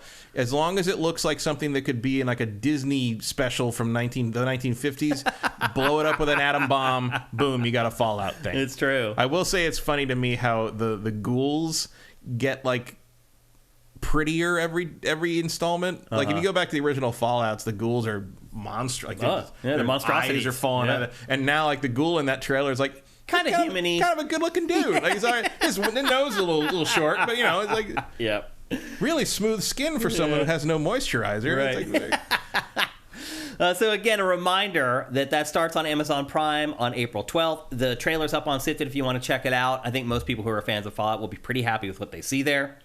Next up, recently we've discovered how the publishers are now trying to skeeve people out of their money in an entirely new way with DLC. This actually started with Take-Two, which is being sued right now in a class action lawsuit for it, and now this has happened with Capcom with Street Fighter 6 outfits. And what publishers are doing now, Matt, is they are allowing you to buy their fake currency in bundles that will not pay specifically for the things that you want. So basically, they make you pay for more virtual currency than the thing that you want to buy. And then you have this currency left over that they know most people are never going to spend, and then Capcom just keeps the money, or Take-Two just keeps the money. they're just trying to make you use that lowest common denominator thing you never thought you'd use that you learned in school. I don't understand why this is a controversy now, because this has been going on for literally a decade. It has been going on for a while. Like they did this in 5. Yeah. Like this was how 5 worked. Like I mean, yeah, you got to do the in-game currency on this one too, and there was more of a real money, like you can buy packs on the PlayStation Network store separately, but it's like this ain't new. This is how all these microtransaction games have worked forever, especially the weird like free-to-play MMO things. Lord of the Rings Online did this like there was no fucking tomorrow. And probably still does. I think that game still exists. It's a real skeevy. So does SWOTOR. So you want to get specific packs for things in SWOTOR. Nothing adds up properly. It's the pricing. So you got to price it at even intervals. So you got to price it at like 5, 10, 15, 20, and then let people buy the currency at 5, 10, 15, 20. Instead, what they do is they charge $3.25 and only let people buy the $5 bundle of the currency. So there's $1.77 that will never be spent. It's like, what was the movie where they were just stealing a penny out of everybody's bank account and it all added up? Office Space. Yeah. It's kind of the same concept as that. Yeah, but finally the law is starting to take these publishers to task. Well, consumers are. I don't know if that would be a very interesting case. Because it's just like, I mean, it's just outfits. Like, if you don't want to do it, don't do it. Yeah, I mean, you have the choice to buy It's not like they're anything. selling you gameplay concepts or expansions or anything. Like, or I mean, even backgrounds don't really matter. Like, stages don't really matter in Street Fighter. There are like Tekken stages matter. Other fighters for sure. There are other fighters where where stages interactive, are more gameplay. Dead or alive. Yeah. I don't know. I mean, it's scummy, but the answer to that is don't do it. Yeah. Like, don't so you don't think that participate. they'll win the case against Take-Two? I don't see how. Yeah. I mean, I don't see what could be illegal about that. It's just like it's scummy. You're right. Like, what law does it actually break? What law is broken by doing that? Like that's Yeah. I can see where consumers might reach out to like a consumer protection agency because you're like, this sucks. How do we stop it? Well, we contact the consumer protection agency. But ultimately, you're right. They have to have broken a law or there's nothing the legal system is going to do. And is it ridiculous that if you want to buy all the outfits for Street Fighter 6 so far, it costs more than the game did? Yeah, of course it is. but again, like, you just don't buy it. But also, it's like, who's using all those outfits? Like, I use maybe 4 characters in that game. Yeah. And I don't even like most of the outfits they put up for them. Like, I would buy maybe one of Chun-Li's and one of Guile's. Yeah, but you can't. You have to buy the whole bundle of all. That's another thing that's skeevy. It's like you can't just buy the outfit for your main. You have to buy out in that. Right, but that again, pack in particular, I think it's 2 outfits for all the launch characters. Right, or whatever. but that again that's how 5 did it as well. That's largely how most of those anime fighters do it. That's maybe the idea, Matt, isn't necessarily. Why is it suddenly a problem? Because I mean, every fucking mobile game. People does are getting that. fed up, I think is what it is. I guess. But and look, maybe even if they can't be held legally accountable, maybe what the consumers are hoping is that dragging Capcom and Take-Two through this process may convince them to change their strategies. Sort of, but I mean, Andy T. Monahan makes a good point. What's it say in the terms of service? Because I That's bet all that that terms of matters. service says that that's how it works, and if you don't like it, don't play it. Yeah. Like, is there a more friendly way to do it? I mean, would I rather just be able to go like with Street Fighter V? You could just for $19.99, you just go get the pack on PlayStation Network. I don't have to deal with the fight money or whatever the hell that There's is. no reason that you can't or should not be able to, but buy the exact amount of fake currency that you need. Like, even if it's like $2.79, you should be able to buy $5.81 of the fake currency to pay exactly what you want. There's no reason why. Sure, I mean the fake currency should only be there to earn for free. Right. Or if you're going to pay for it, you should be able to pay for it to a penny, the exact amount that you need. But that's kind of it. Is like, if you're doing that, why not just buy it with money? There's no reason for that fake currency to exist for money purchase. The fake currency exists so that they can do what they're doing. Right. Yeah. But again, the fake currency also exists so that you can earn it for free. Like, that's why the fight money existed, was because you could get that just by playing the game for free. Or so people can ask for gift cards. Because it's at the point with all my nieces and nephews, all they want now are cards for Fortnite and Roblox and all that stuff. Like, that's all they want now is fake currency. Yeah. It's really kind of crazy. But like that's everything's like that. Like, you can't buy, even if you're buying like credit on like on the eShop or Steam or anything, like, you're still buying in $5 increments, not exactly what you want to pay for with the gift card. But that should change. Like, you should be able to just pay. I mean, it's not hard math. But if you're just paying, then you're just paying. There's no gift card involved. Yeah. No, I get that. But like that's how gift cards work. No, I get that. Yeah. But like, it's just it doesn't. Good luck. Yeah, that's all I can say. It's it'll like, be interesting to see how I don't think there's any. The only winning move there is not to play if it bothers you. It doesn't bother me. In part because I don't generally do that. I don't either. I don't buy any DLC hardly ever. Also, or maybe I don't know. Just who fucking cares if you've got 80 microbucks left over or whatever? Right. It's like, yeah, it costs money, but it costs you like about as much as if the vending machine ate your quarter. But it is wasted money. It is, but like we said, it adds up. You got 1 million people buying this stuff. Everybody leaves $1 in there, or $1.50 in there. You just made $1 million. Yeah, but it's like, again, it's different if it's like that's the game, but it's not the game. It's an extraneous outfit that either you like it or you don't. Yeah. And I guess it doesn't. Whatever. By the way, those suits are up, by the way. If you want to buy new outfits for Street Fighter 6, that pack is up right now. I do prefer to, just like the way 5 did it. Just if I can do it through the fight money, or I can just go on the PlayStation Store and buy the pack. What they should have, Matt, is a character pass. So if you figure out who your main is, you just subscribe to that character for X amount of dollars, and you get everything from that character. That seems would make more sense. And then if you want to charge $120 for a full character pass for everybody, there you go. You can buy that too. Yeah, but that's not going to happen. But they're trying to do the Fortnite model where like that way. I mean, I don't know how many kids are playing Street Fighter 6. I guess not a ton, some. Yeah. But the amount it's sold has to be a fair amount, I would think. But like, I don't know, like. That's just how everything works like that. That's how mobile games have worked for 15, 20 years now. Unfortunately, you can't always hold people legally accountable for crappy things that they do. Yeah. If there's no law to stop it, there's nothing you can do. You know what else is crappy? The odds in roulette. Right. Like, don't play it. Exactly. That's a good thing. That's a good point to end it on. Next up, just a couple more pieces of housekeeping before we get to Grand Theft Auto 6. Appropriately, we just got the first look at Grand Theft Auto 6 in the last 24 hours. If you remember, Dan Houser left Rockstar Games, one of the Houser brothers. I guess it's been, 2 years ago now? Maybe. It feels like it's been about that long. And he was the guy who handled a lot of the writing, the character development, and the overarching plot for pretty much all Rockstar's games. Well, he left, and nobody knew what he was doing. Well, we finally figured out exactly what he's doing, and I don't think anybody's going to be all that excited to find out that Dan Houser has launched a new company called Absurd Ventures, and they are not making video games, Matt.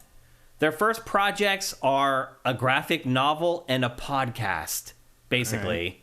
It's like an audio story or whatever, which is just basically a podcast. And this is their debut trailer, which is just one of the weirdest things that I've seen in a really long time. It's all like file footage of like old technologies, and then these weird messages from Absurd Ventures like spliced in. It's really bizarre. Do you think they'll eventually make games, Matt? Do you think Dan is over it? It seems like he's over it. It sure does. It seems like he doesn't have a whole lot of interest in making games, because it's like, okay, you announce your new venture. It feels like if you wanted to make games, the first thing you should probably announce is your game. I don't know. I mean, this is certainly cheaper to make than a game. So yeah. Again, Dan is a writer. There are better things to do than do the Calypso Protocol style. Like, we're going to spend obscene amounts of money on our first game and then close the company immediately after because it didn't magically become a overnight success. Yeah. But the other thing is, Dan is not a developer. He is a writer. That is what he did. He and his brother were the perfect tandem because he handled all the writing and the creative side of it, and then his brother handled the actual nuts and bolts of development, making sure the team was getting stuff done on time, although someone could argue he may not be too good at that job. Here we sit a decade after the last Grand Theft Auto. But they were a perfect team, and now he's off on his own, and it doesn't surprise me all that much that he's just writing. That's what he's good at. That's what he does. And that's what pretty much all these projects are so far. Well, here's hoping he comes up with some ideas that aren't the same things that he did for over and over again for 10 years. Oh, you don't like teenage potty humor, Matt? No, I think we had our fill by Vice City, and it was weird to me that it just never really evolved from there. Yeah. And to the point that 5 was kind of embarrassing in that regard. The fact that 5 still had Laszlo on the radio was just sort of like, guys, move on. You're not getting the message. Yeah. So anyway, that's what Dan Houser's up to. I know it's disappointing. It's not all that exciting, but look, he's made his money. At this point in his life, he can just do whatever the hell he wants to do to enjoy. He doesn't have to work. No. I kind of just commend him that he started anything because he's probably worth like a couple $100 million, like maybe more. I doubt that. Really? Yeah. The founder of Rockstar Games isn't worth $200 million? Yeah, he is. I doubt it. Yeah, he is. I guarantee he is. You're overestimating the kind of dividends you would get from that kind of thing. It's not dividends, it's sales. Selling the studio to Take-Two. That was a long time ago. It was. How much did they pay? You're right. How much did they pay for You're that? right. They did sell it so long ago, they may not have got paid out all that much. No, this certainly wasn't worth what it is now. But if you think about just the royalties for Grand Theft Auto 5 alone, Matt, I mean, he may have made $100 million off that by itself. Yeah. I mean, you sell that many copies of it. I mean, the estimate seems to be around $100 million. He's worth $100 million? Yeah. Yeah, sounds about right. Some of the higher... You figure if he makes $1 off of every copy of GTA 5, which is not a stretch, that's $180 million right there. And after tax, that gets you down to 100. So I guess it all makes sense. So... Although there you go. You're not sure how much of that is liquid, how much it's of true. that is you don't know what's there. It's true. Yeah, that you could be stock or whatever. You else. invest $100 million and you get pay. You're in a safe investment scheme. You're going to pay out maybe around 3%. So you're making about $300,000 a year. Like it's. It's insane. It's that kind of money just boggles the mind. More like $3 million a year, I guess, but then you lose half of that to tax. I mean, he's not starving. Yes, I think anywhere. he'll be fine. But just everyone's like, oh, he's $100 million. He could start his own space program. It's like, no, like, that's not really that how kind it of works. money. Yeah. Yep. Unless you're stupid and like a lottery winner and you spend all of it on houses for everyone you know, and then it's all gone. Right. That's kind of the. And that happens to some people. Oh, that happens to most lottery winners. It really does. Yep. But I'm assuming. He's a little smarter than that. He's a little smarter. Yeah, I think he has more business sense than that. Yep. Although looking at that trailer, yeah. Although that didn't cost $100 million. No, that cost like $5. So I guess if you want to be kind of a combination of like, I don't know, I don't even know what that was. It's like a combination of Wes Anderson and Cronenberg. Yeah. Like that's actually a pretty good description of what that was. We'll probably never show that on GameFace again. I wonder if that's what he always wanted to do. Like, yeah, there it is, his dream. If that was like his dream game pitch, and nobody ever went for it except him, and like now he's like, finally, I can do it as a graphic novel. Right. Yep. Next up, our next to last story and housekeeping for this week's episode is Fortnite. I teased it a little bit earlier. So, this huge Fortnite event happened this weekend. And it was called the Big Bang event. It's basically a live Eminem performance, although it's not. It's all pre-done and pre-canned and whatnot. But when this was starting to like warm up, all my buddies from Philadelphia on our text message thread started texting me, being like, dude, my son, my daughter, my whatever is trying to watch this thing on Fortnite, and they can't get in. They've been sitting there for 3 hours trying to get into this event. They can't get in. Can you do anything to help? I'm like, no, man. I'm like, I know. Call up Tim. Yeah, it's like. Give me their email. Well, they knew. So I was just there for my fantasy draft. So they know that I know people who work at Epic Games. And so they're like, oh, Shane has connections at Epic Games. Maybe he can get my kids. And it was insane.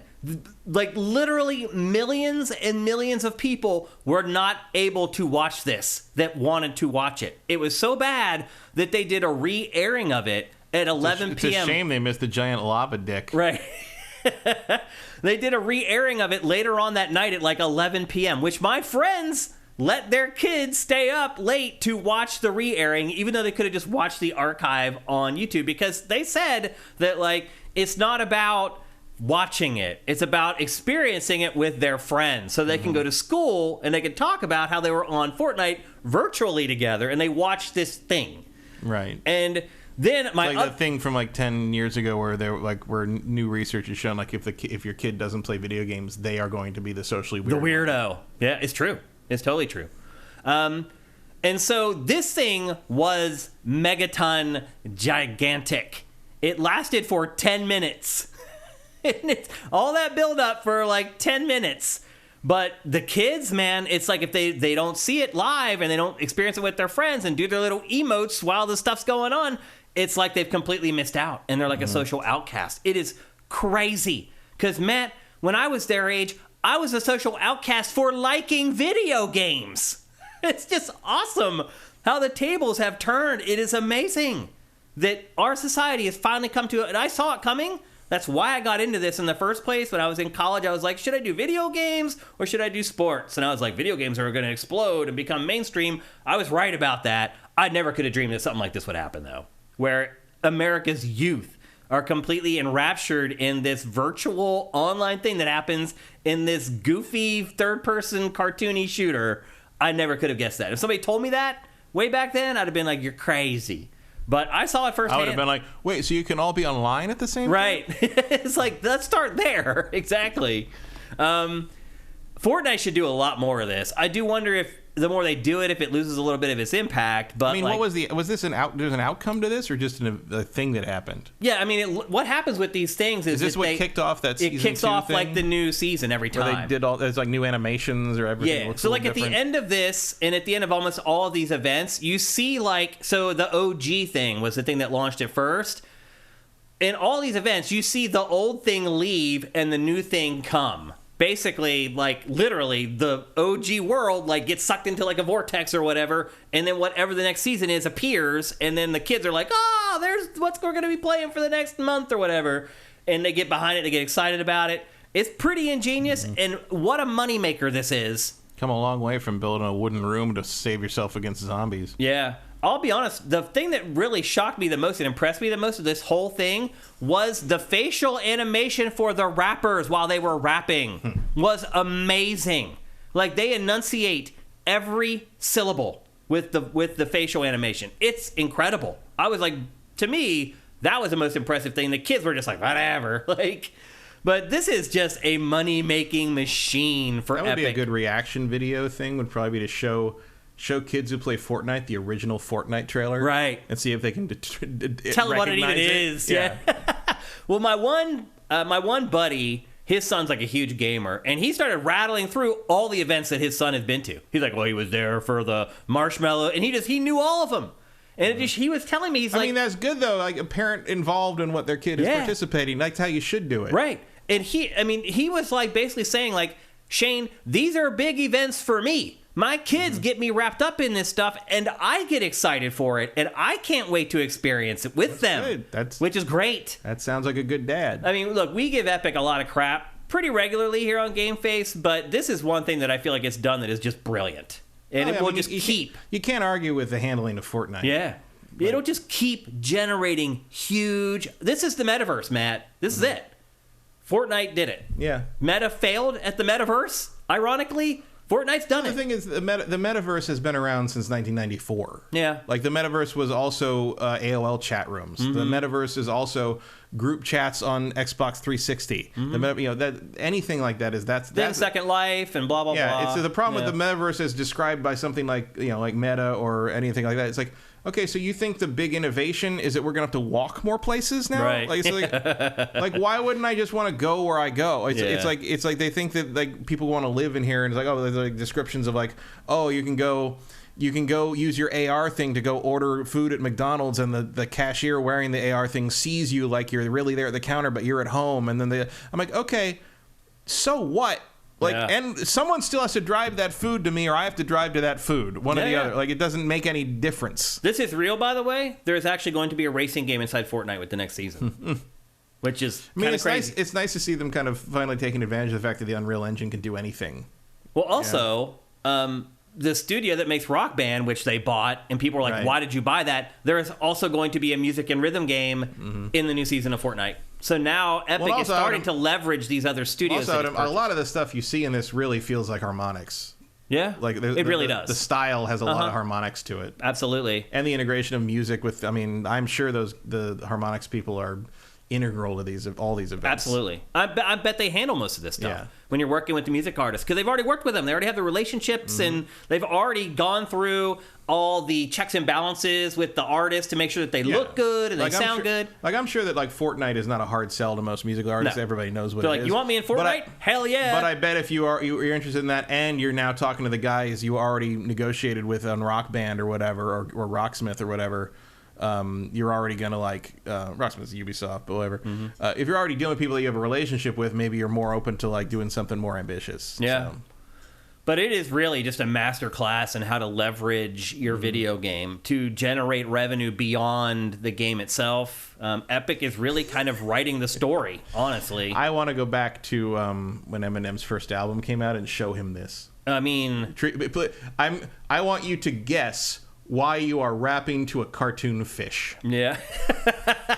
Because no one wants to hear you rap anymore. Let's be honest, his career is kind of in the crapper. I did think it was a little weird that, okay, like the kids are super, but are the kids in Eminem?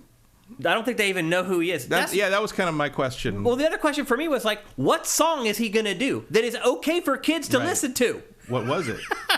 I don't even know. And then, I mean, I guess there's an element of like the kids will be into whatever Fortnite tells them to be into. That's sort of how MTV worked back in the day. Yeah, for us it was that way with MTV for sure. So anyway, here's the thing. Yeah, it's Beyonce. She's here to stop it. Here's the thing: if you have kids, the stuff I've been saying, you know all about it because they're all into this. They're all doing this. They're all sitting on hold trying to get into these things. That's pretty cool. Like what's happening there. Yeah. Absolutely. And it's like a I don't know if you've seen like the skibbity toilet stuff and all the weird YouTube like the weird YouTube shit that kids watch now. No, it's like crazy like it looks like I don't know, like Gary's Mod on acid stuff. Some of it may actually be Gary's Mod, but it's like there's like this guy like whose head pops out of a toilet and yells things, and like there's like they're on like episode like 300s. I've never seen it. It's the hottest thing, but like it's this kind of stuff, like this stuff they're doing here. It's like that stuff. It's like that absurdist like what the fuck is going on thing, except with a huge budget and production quality. Wow, like that's this reminds me of that. In a way of like, what if like functioning adults made this with a budget? This is the facial animation I was talking about. If you can hear him rapping, it is literally like perfect. It's maybe the best facial animation real time I've seen in a game ever. Like lip sync kind of thing. Yeah, that's lip sync's gotten a lot better, but it's still a tough nut to crack for rapping in particular. They did an amazing. I mean, I job. don't even know what he's saying, and I can see that those lips are forming actual words. Yep. Yeah. So I have to say I was pretty impressed with it. I don't have kids. So I haven't been kind of swept up in the whole mania of the big Fortnite live events, but I'm just telling you, if you're like me and you don't know what's going on there, it is gigantic. It's also really just interesting to see Fortnite. So yeah, the Sterling Mexican. My son watches that crap. He has a sweatshirt and toys about them. Yeah. There's one of the companies that makes like really like good Godzilla and like robot toys are making a line of the Skibbity toilet characters because they did a series. They did a story arc where there were like giant mech versions of the toilet people running around, and they're doing them all as like these really detailed figures now. Wow, it's crazy. Anything to make a buck. That's how you make most of the money. Actually, is off of that crap and not actually off your actual product. It's kind of funny how like it works. I don't want to show it to you because I'm not going to put that shit in my algorithm. Right. Like otherwise, it's all seen for the next 2 weeks. It gets flooded. That's funny. So anyway, there you go. That's the latest on Fortnite. And then our final story for housekeeping today is an update on Elden Ring DLC. I think people had forgotten that there was DLC even coming for Elden Ring. It's pretty rare for a game to launch and there'll be this long of a layoff before we get the DLC for the game. But this week, From Software shared that development is going great. They haven't had any problems or any hiccups, so don't worry about it. But it's going real well. It's like, this is going to be a long time. yeah, but it's still not coming, quote unquote, for a while yet. So when do you think we're going to get this story? It may be like next holiday season, it feels like. 2025. Really? You think that long? I think it'll be spring. Wow. Woo, dog. I mean, that doesn't surprise me all that much. Because it didn't sound like they're in any hurry. That sounded like a long time. I mean, he didn't even say next year. No. He said a while. Yeah. Yeah. I wonder if people will care at that point. Probably. My theory is that this thing is big. Oh, yeah. I mean, it feels like it's going to be almost like a second campaign. Yeah. Do you think people will care? Yeah. Yeah. Yeah. If they have to pay for it, do you think they'll care? Yeah. Yeah. For sure. I think we're still waiting to see what happens with like Elden Ring 2 to see if all the people that bought the first one will line up for the next one. It'll be interesting to watch. Well, when it's on the PS6, we'll see what they say. Yeah, because you're right. That's what's going to happen. We're not going to see it for a long flipping time. Although I will say From Software typically is pretty good about getting its sequels out. It usually doesn't spend too long trying to get the next game out. Yeah, but they've never had anything like this before. It's a completely different beast from Dark Souls and Demon Souls. So anyway, looks like the wait goes on for Elden Ring DLC. If you're someone who's been waiting for it, you're going to be waiting for a while longer. The good news is we've had all these awesome games to fill that void since then. Yeah, all the people like earlier this year was like, they're going to shadow drop the DLC at the Game Awards. I'm just like, do you people live in the same reality I do? Yeah. That's not happening, by the way. No. Why would you do that? Like, they're not even going to show it for a long time, I don't think. Yeah. I will be interesting. I think even maybe this DLC, if they wait for so long, could maybe be that first litmus test, though, Matt, where it's like if people don't buy the DLC, that may show that, people were like, Elden Ring's the big thing, and then I bought it, and then they didn't like it all that much. We'll see. I would love to see the completion percentages for that game, to see how far the average person made it before they threw in the towel. I think the... Can you find that? The trophies usually are a pretty good indication you're right. of that. You're right, actually. That is a pretty good indicator. Mike Q says, sequels come soon from. Tell that to us Bloodborne fans. That's actually a good point, man. You're right. Although here's the thing, like, I don't think they ever promised a sequel to Bloodborne. I don't think that From ever mentioned anything like that, did it? What? Like a Bloodborne 2? No. And Sony didn't either. No, so that's Sony's property, so they'd have to do it. They'd have to greenlight it. So that's all wishful thinking on fans' part. Steam achievements, almost 50% of Elden Ring players have finished the game once. Wow. That blows my mind. Way higher than any other AAA game on Steam, and even higher than previous From Software games. That blows my mind. What about PlayStation trophies, though? That seems like a better indicator to me. 43%. Wow. That blows my mind. 7.9% of Elden Ring players have completed 100% and gotten the platinum. That's insane. 7.9% of players on PlayStation have done that. That's ridiculous. That shocks me. The 40% or whatever shocks me. Because that's way higher than most games. Not even like close. Like way higher than most games. Mm-hmm. Wow. That's amazing. That's some good data. Okay.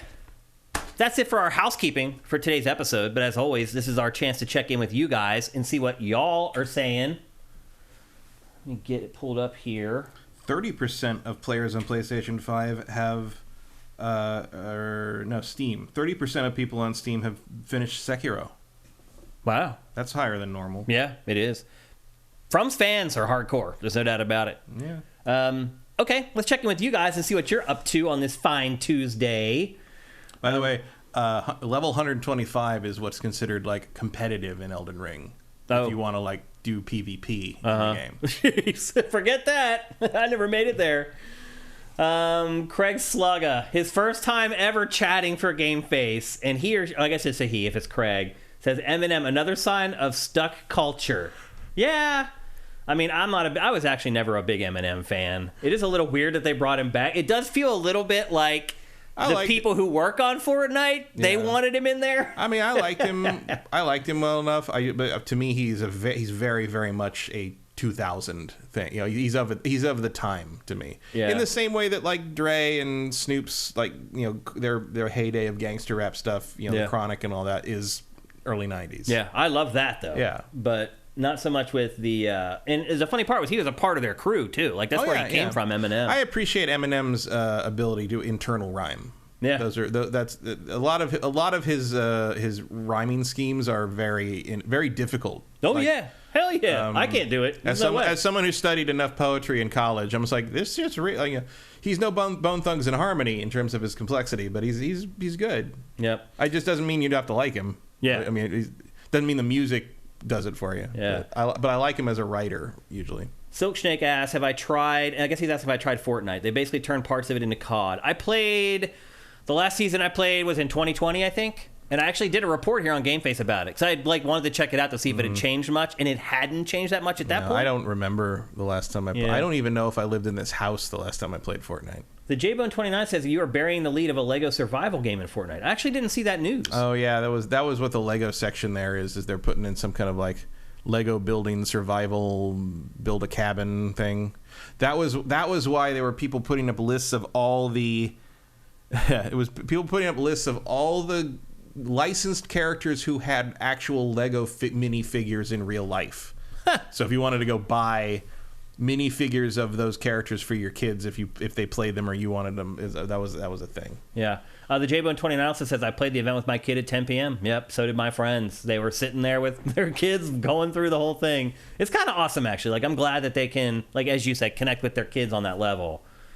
Some of this stuff is in context of things we brought up. Major Tom 91. I thought Dan Hazard handled more of the business end of Rockstar, and Sam was more of the creative. No, Dan was the writer. Like Sam, I think was he led the taste stuff. Like he's the one who decided, like, hey, like let's poke at this part of pop culture. Let's poke at that. And then Dan was the one who actually had to make it happen. He would do the writing around it and create the characters and all that kind of stuff. So, look, I'm not saying that Sam wasn't creative at all, but Dan did the writing. Sam came up with some of the creative, but Dan had to make a lot of it happen. Sam seems like he kind of steered the tone. Yeah. Yep. And then he was like, right, monkey. Yeah. Like, write me things, my brother I order around. And he's like, all right. Sure says that Absurd Ventures is going to make games and that they're hiring for a proper game art director right now. Right. That's encouraging to hear. So yeah, so like I said, you don't start with the thing that can break your company. Next Atois, thank you for gifting those subs to our chat. You are awesome. Erebus Jones, you already commented on that. Silk Snake says Fortnite makes you buy 1,000 V-Bucks for an 800 V-Buck battle pass. Yeah, they all do it. It's a slimy thing that they're all doing. It's really a shame. What else we got? How come I can't buy 7 eggs? Yeah. if I don't need a dozen? Right. Actually, that's a good point. What else we got in here? I mean, the answer is that virtual currency doesn't exist and you can sell it in any denomination you want. But Cinetype seems to believe that the New Game Plus for Alan Wake 2 won't be like every other New Game Plus. We'll see. I mean, that would be in character for Remedy, but we'll see. And for the game, honestly. It makes sense. I don't think I can scroll up any further. That's a shame because a bunch of people gave us Twitch Prime at the beginning of the show, and I can't go back and thank you. I might be able to see. There was a list of like 10 or 15 people at the beginning of the show. Yeah, mine only goes back to Eric Cartman asking if Polaris is Magneto's daughter, which was during the Witcher section. Well, I'm sorry, people. I tried to go back and thank y'all. But if you did, just give us Twitch Prime at the beginning of the show, or since we did the last show, thank you. You guys know that I really appreciate that, and it means a lot. And I should also say that we just got our first payout since I brought up Twitch Prime to you guys on the show, and it went up. You guys listened, and you did it. Thank you. Again, that money's really, really important to us and our bottom line. And you guys listened, and you went, and more of you actually subscribed via Twitch Prime after I asked you to. Thank you. It makes a huge difference, particularly getting that slightly bigger payout right before the holidays makes a big difference for us. Thank you, guys. It really makes a difference. Please keep doing it. Do you know how to open Creator View? No. On Twitch, if you open that, it shows you a list of everyone who's subbed and when. Oh, I can find that like on the dashboard for creators. I know where to find that. But in the middle of the show, it's not good to go there. So, but thanks, guys. You know that I really appreciate it. It means a lot to me that you guys do that. So thanks. Here's a couple actually. Contano, thank you. Not Cirque, thank you. A couple of you guys have snuck in here. Swanland, Snoop doesn't smoke anymore, so I can't think of him as Snoop anymore. That's actually not true. That was a stunt. That was a stunt for a product that he is like a spokesman for. He's still the same old Snoop, so don't sweat it. Maybe he was just joking, Swanland. I mean, even if he did stop smoking, he would still smell like marijuana for the rest, forever. For the rest of his life. It's coming out of his pores. The Sterling Mexican asked, do you think they'll reveal the release date for Baldur's Gate 3 on Xbox at the Game Awards? Probably. Oh, yeah. I think it might even be like... They pretty much said they're doing I think it might be like it's available right now. I don't think they'll do that. No? I think it'll be like December 5th, like next week. Okay. But like, yes, they've pretty much outright said they're going to give you the release date for Xbox at the Game Awards. Ethan even says you should have went to sports. It's more my stable. thing with shadow dropping Baldur's Gate 3 on Xbox is I imagine Jeff wouldn't want that because if I was waiting for that game on Xbox, I would stop watching the Game Awards and go play Baldur's Gate 3. One Super Master Game. Are you guys going to do a Game Awards prediction segment? It is the last segment of today's show. We might make it, we might not. It depends on how the rest of the show plays out. It could be cut, but it is, as of right now, the last topic of today's show. Mike's Q, insert father with a bride rant about hot dog and bun quantity disparity. Okay. Pharaoh Doll trying to help us with Creator View. MK Ness says you need Steam Manager tabbed up so you can easily see the subs. You tend to miss a few per episode. Yeah. Maybe we'll fix that for next week. Majora Tom, thank you for Twitch Prime. That's awesome. What else we got? That's it. Okay. All right, folks, we're ready to talk about Grand Theft Auto 6. But before we do that, here's a word from our sponsor, LS Cream. LS Cream is a fine cream liqueur created by fellow gamer and sifter Stevens Charles. It's inspired by an ancestral recipe from Haiti called Cray Mass, and a double gold winner for its original taste at the New York Wine and Spirit International Competition. LS Cream can be enjoyed on the rocks or as a mixer for drinks with its rich blend of fresh cream and neutral grain spirits with notes of coconut, vanilla, cinnamon, and nutmeg. It's great in coffee or to make espresso martinis. To learn more, discover amazing drink recipes, or to track down your own bottle using a handy store locator, head to creamls.com/sifted. That's creamls.com/sifted. That's right. Get your ass to creamls.com/sifted and get your cream ass. Get it right now. Get it for Christmas. I really can't think of a better liqueur for Christmas, honestly. It's perfect. It mixes well with almost everything. All the drinks you're going to be drinking normally, you can put a little dap or two in your drink, spike it up a little bit. It's amazing. It's good cold weather. Yep. Drink. Yeah, which I will be dealing with whenever I head back to the East Coast. It mixes well with warm drinks. It mixes well with cold drinks. It mixes well with everything. I love LS Cream. It's like 64 here. You know, what'd you say? It's like 64 here. It's cold. Yeah, for I hope we don't have a winter like we had last year where it rained for 3 months straight. Well, we're in that period in LA where it's like colder in your house than outside the house for some reason, and you're like, "What's It's weird?" like you go outside to warm up. Yeah. Sound Wizard's actually asking how much it would cost to ship it to Norway. I don't know if Lesteva is in the chat today, but if you are, Lesteva just noted that Easy Allies appears to be over.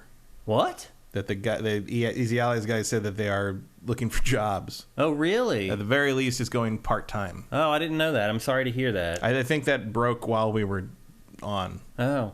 Craig Slug, a second comment. Love watching you on Invisible Walls as a kid.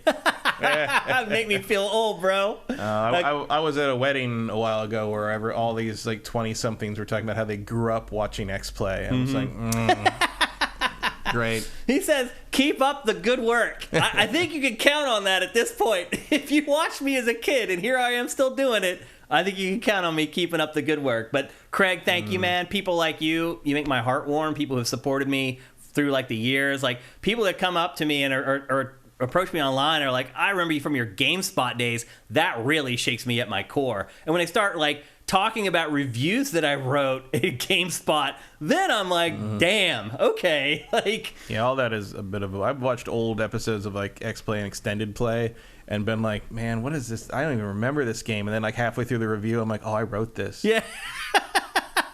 That happens to me sometimes too, man. I'm like, only I would make that joke. Like, I know I'll that. sometimes go through my old hard drive and I'll just go look at all my old reviews that I've written. There are thousands of them. And I have like a folder with all my reviews in it. But also every once in a while, don't you find when you're like, that's pretty good. Like I was pretty funny. Oh, yeah.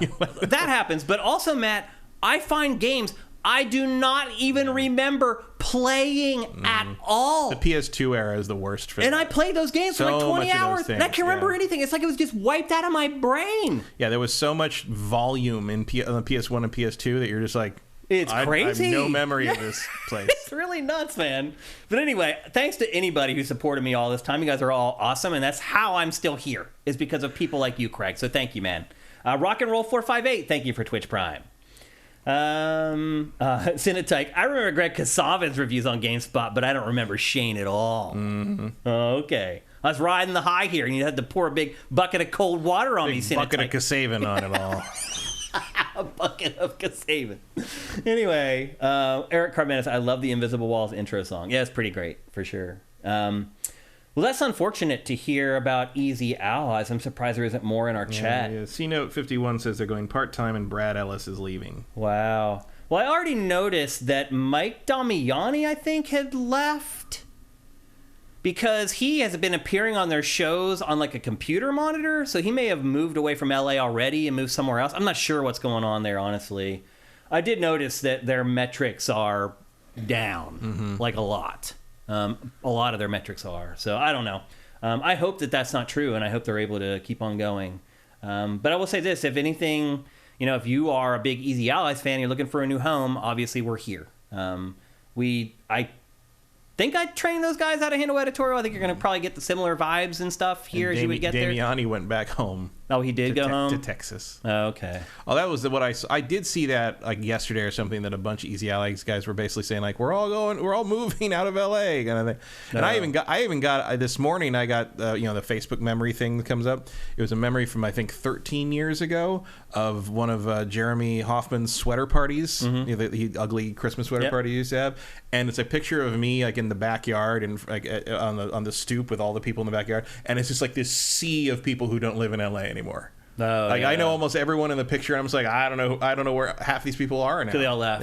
It's so expensive here. It is insane. Like my cost of living, all the career opportunities dried up here for that. That's gone, and the cost of living has skyrocketed. Yeah.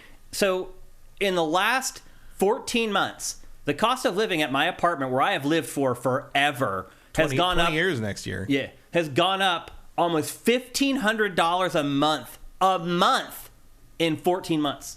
That's how the cost of living here is going up. Now you guys see why I'm begging you to do Twitch Prime, because my cost of living has like skyrocketed in the last year, and it's coincided with a ton of loss on our Patreon in revenue, a ton of loss in up until this last month, a ton of loss in our Twitch Prime, which is free stuff, money to give it. You can understand why I was a little frustrated the last time I talked about it, because my costs are skyrocketing and our revenue is going in the opposite direction, which is the last thing that you want to have happen. So, by the way, you've been seeing that QR code up on the screen. If you're watching the show on YouTube and you've watched all year long, and maybe you have ad blocker on, you want to help us out financially, use that QR code that comes up on the screen. Just scan it with the camera on your phone. Tap the link. It'll take you to a place where you can donate money to us however much you want. I know a lot of people just want to give us like a chunk and don't want to have to go through the rigmarole of every month with Patreon or subscription services. So anyway, if you want to do that, when the QR code comes back up on the screen,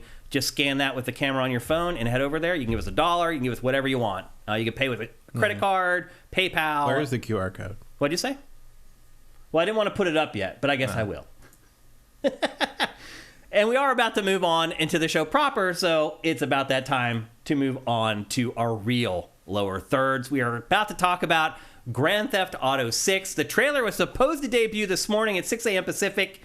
Instead, it debuted last night because, as we mentioned earlier in the show, the trailer was leaked. So, Matt, the first thing that happened was some person on TikTok, I believe, actually ended up posting footage that is different from anything that's in the trailer. It's like he was at a workstation and he used his cell phone and basically took a shot of the whole open world of Grand Theft Auto 6. And that was it. The clip was like 4 or 5 seconds long. That was the beginning.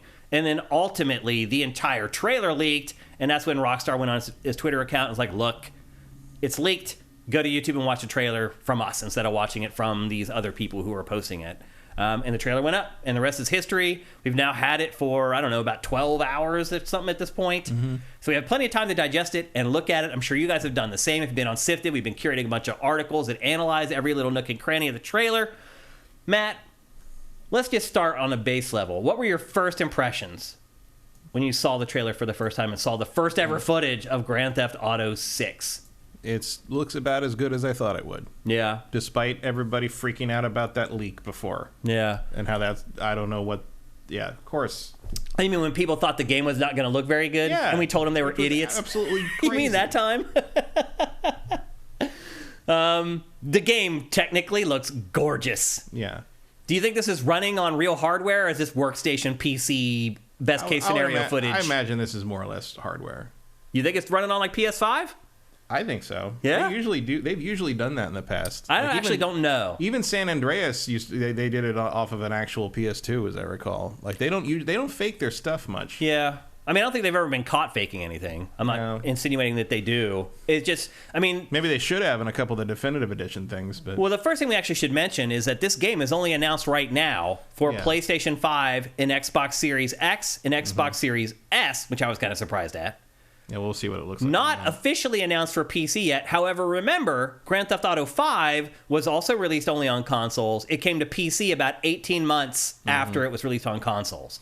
PC does not seem to be their emphasis, their priority ever. But what I was getting at is that this game is in development for PC, so it is very likely that they could have just pulled footage from the PC version. Yeah, but that's not really their MO.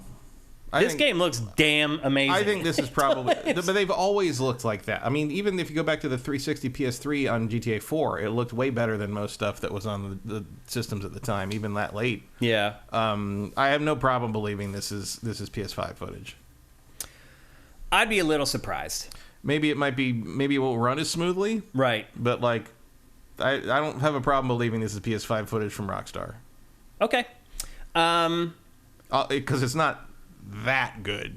There's a couple shots in here that are photoreal. There's a couple shots where I was like, whoa. Like the shot where she's at the window and turns and looks, like that's amazing. The shot where they're storming out of the convenience store after, I would assume, a robbery or whatever. That is literally like photorealistic. That shot's kind of photorealistic. Yeah. Some of the... A bunch of the social media ones look really good because the social media stuff... We're looks already bad, used to it looking bad. Yeah. Seriously. It does make a difference for sure. This trailer is set to Tom Petty's song Love is a Long Road. An interesting choice for the song, although it does appear that the relationship between the dual protagonists is going to be a big deal in the game. What I haven't figured out yet, Matt, is do you choose to play as one or the other, or is it a game where you're swapping back and forth as the story dictates? I'm not sure. It's hard. I can't tell. I would think you'd play one or the other. You choose at the beginning of the game to play as either the male or the female? I would think so. We'll see. Yeah. Which would you prefer? I'd rather be Lucia. She seems more interesting. You'd rather choose Lucia and stick with her the whole time? Yeah. I just have flashbacks of Assassin's Creed Syndicate where every time they forced me to play Jacob, I just wanted to go do something else. Yeah. Just because Evie was way more interesting. Yeah. She seems way more interesting. I mean, she seems like the main character to some degree. Because it starts with her in prison. Yeah, a lot of it's her POV. Also, if you notice, the art that Rockstar released, the first official key art for Grand Theft Auto 6, it shows her and him sitting on the car hood of a car. Her foot has an ankle bracelet on it. Which makes me wonder, to your point, if she is indeed the lead character, if the way the game works is her bracelet is sort of the gatekeeper to unlocking new areas of the map. Yeah, like you can't leave her neighborhood until she hits 3 months probation. You make the jump to crime and cut the fucking bracelet off and then go rob a convenience store. What is GTA? Well, that could be. But it could be, too, that like as her probation goes on, they loosen her restrictions and she can start... this is a GTA game. It's a crime story. She's going to end up having to do something illegal for a good reason that's still illegal, and that means she has to cut the fucking bracelet off, and that means they're all looking for her, and they'll never be able to explain it, so it just escalates and escalates. These things are always, basically a tragedy, in a Shakespearean tragedy where, like, you make all these poor decisions, but you didn't have a choice on that poor decision, and you can't explain yourself to the authorities, so you're just gonna go out in a blaze of Bonnie and Clyde glory. Are 2 characters enough? Sure. Because we kind of got spoiled with the last game with all the protagonists we got to play as. It's got to be enough because they didn't know what to do with Franklin half the time in the first game. You're right. He was kind of a wasted opportunity. Yeah, and I thought Franklin was cool. I like that you started with Franklin. He was my favorite character. Yeah. Like, I was more interested in sort of how he would... like a hood guy getting like involved in this sort of like, white collarish, I mean, not white collar because they're robbing banks, but like, you know what I mean? Like, like, a bunch of white dudes who are sort of like doing, a different level of crime in a different part of town with a different sort of angle that has, which, really has much more possible payout. Like, him getting sucked up in that world was a more interesting story to me than whether Michael could pull the yoga moves off. In the, and Trevor was just a psychotic weirdo, which I know is comedy relief. He's comedy relief, and I think he's meant to stand in for the people who play the game. Oh, I think Trevor is supposed to be a GTA player. That's funny. I actually know the guy who plays Trevor. I've hung out with him a couple different times. He's a good dude, actuing. I think a really good guy. I think the 3 protagonists in 5 represent the 3 ways of playing GTA. Like, Trevor is the crazy guy, and Franklin is like, I'm gonna go do like crime GTA stuff, and Michael is I'm the story person. Like, that actually kind of makes sense. Those are the 3 pillars of GTA to me. Is like playing. So what do they do now? Franklin's gameplay, Michael is narrative, and Trevor is a crazy motherfucker. Like that. Those are the 3 play pillars of GTA, right? So what do you think they're going to do with just 2? I think they're going to lean harder into the storytelling. Yeah. I think you're going to have. I think Red Dead Redemption 2 is the template here. Okay. So this takes place in Vice City. That's a rumor that ended up being true, which is basically the Grand Theft Auto equivalent of Miami, Florida. Yeah, which is interesting because we've never seen Vice City modern day before. That's true. Yep. And what do they call the state in this? It's called, they call Florida has a weird name in this. Oh, I don't remember what the name. I mean, I know like New York's Empire State and... it's called Leonida. It's what they call Florida in this. Okay. Leonida. And it's actually a reference to Juan Ponce de Leon, which was the Spanish explorer from Europe that went to Florida in 1513, which is actually kind of clever on Rockstar's part. I got to hand it to him on that one. Certainly clever for Rockstar. Yeah. Here's the thing, though. So Vice City was like this parody of Miami from the 80s. It was literally like Miami Vice era. Yeah. This is set in modern day Miami instead of like the which means it'll be a lot weirder than 80s Miami. Yeah. Well, that's the other thing too. It's like there's a strong Florida man element to this. Yeah, he is Florida man. Right. But I'm saying, I'd rather not play as him. It's like an internet meme, Florida man. Crazy. Florida man does something crazy. And so I do feel like it kind of opens up the floodgates for Rockstar to do some crazy stuff with this game because you'd believe it because it's set in Florida. Well, I hope they don't waste the... I mean, I know basically it's Miami, but like clearly there's stuff in the Everglades, and like, it probably encompasses the whole state to That's some what degree. I think, yeah. And things get weird when you get into North Florida. Yeah, well, yeah, North Florida is where the weird... God help you if they put the panhandle in this game. But like southern Alabama. But I mean, that's pretty much what it is. Let's be honest. Yeah, pulling the gators out of the pool. I know that's a real thing. It is a real thing. Yeah. So I do feel like this is ripe. It's a fertile ground for Rockstar to have its fun. Here's the thing, though, Matt. Mud bogging, classic. I don't see a lot of that in this trailer.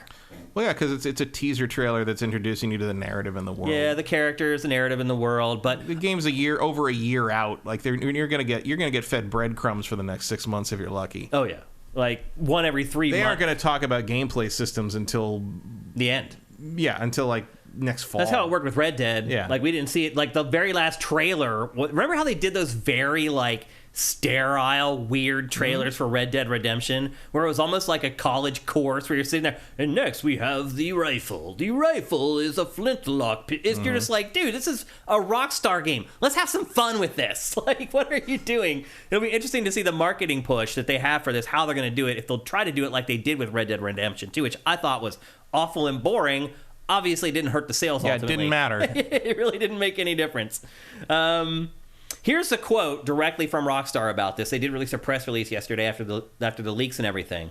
Grand Theft Auto 6 continues our efforts to push the limits of what's possible in highly immersive, story-driven, open-world experiences. That's a quote from Sam Houser.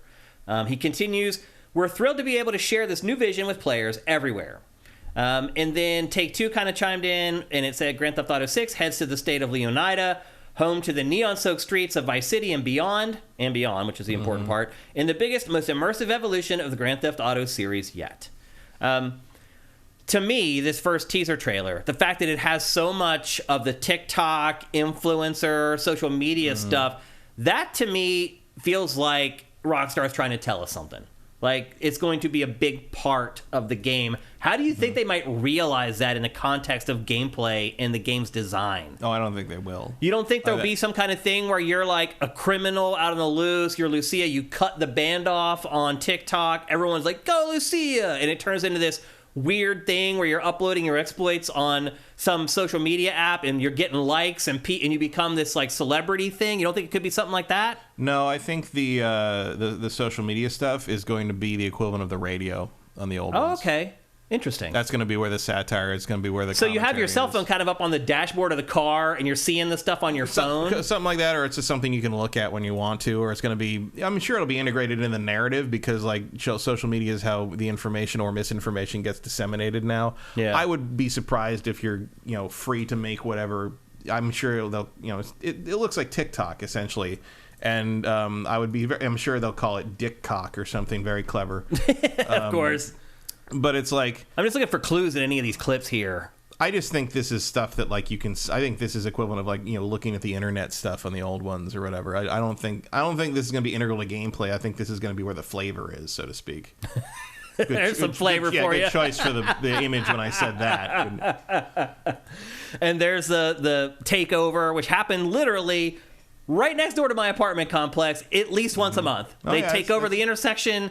They drift in the intersection. People get run over. They run away. The people who get run over are still laying there in the street. But it is a big part of car culture now. I can totally see why they would have it in the game. Here's like a live Insta stream or whatever. What if part of the mechanics is like you stream stuff as you do it, and like people rate you based upon how you frame? I mean, it could be anything. I'm not seeing Lucia and whatever the guys in this stuff. I don't see that in those characters. Jason is his name, I believe. Yes, Jason. I think they will deal with the fact that there's so much security cam footage and body cam footage in this trailer that I'm sure the fact that we're always on camera will be significant in the game, but I don't think they're going to be willing social media stars, at least not at first. I mean, I'm expecting some kind of Bonnie and Clyde angle to the story eventually, at which point where they, because Bonnie and Clyde basically end up enjoying the fact that they're celebrity criminals. Yep. Right? And I could see them sort of starting this as sort of a subsistence method thing and then becoming famous enough that they think that, it's pretty cool that we can do that. So, and that will inevitably be their downfall because we have, seen a movie before. Yeah.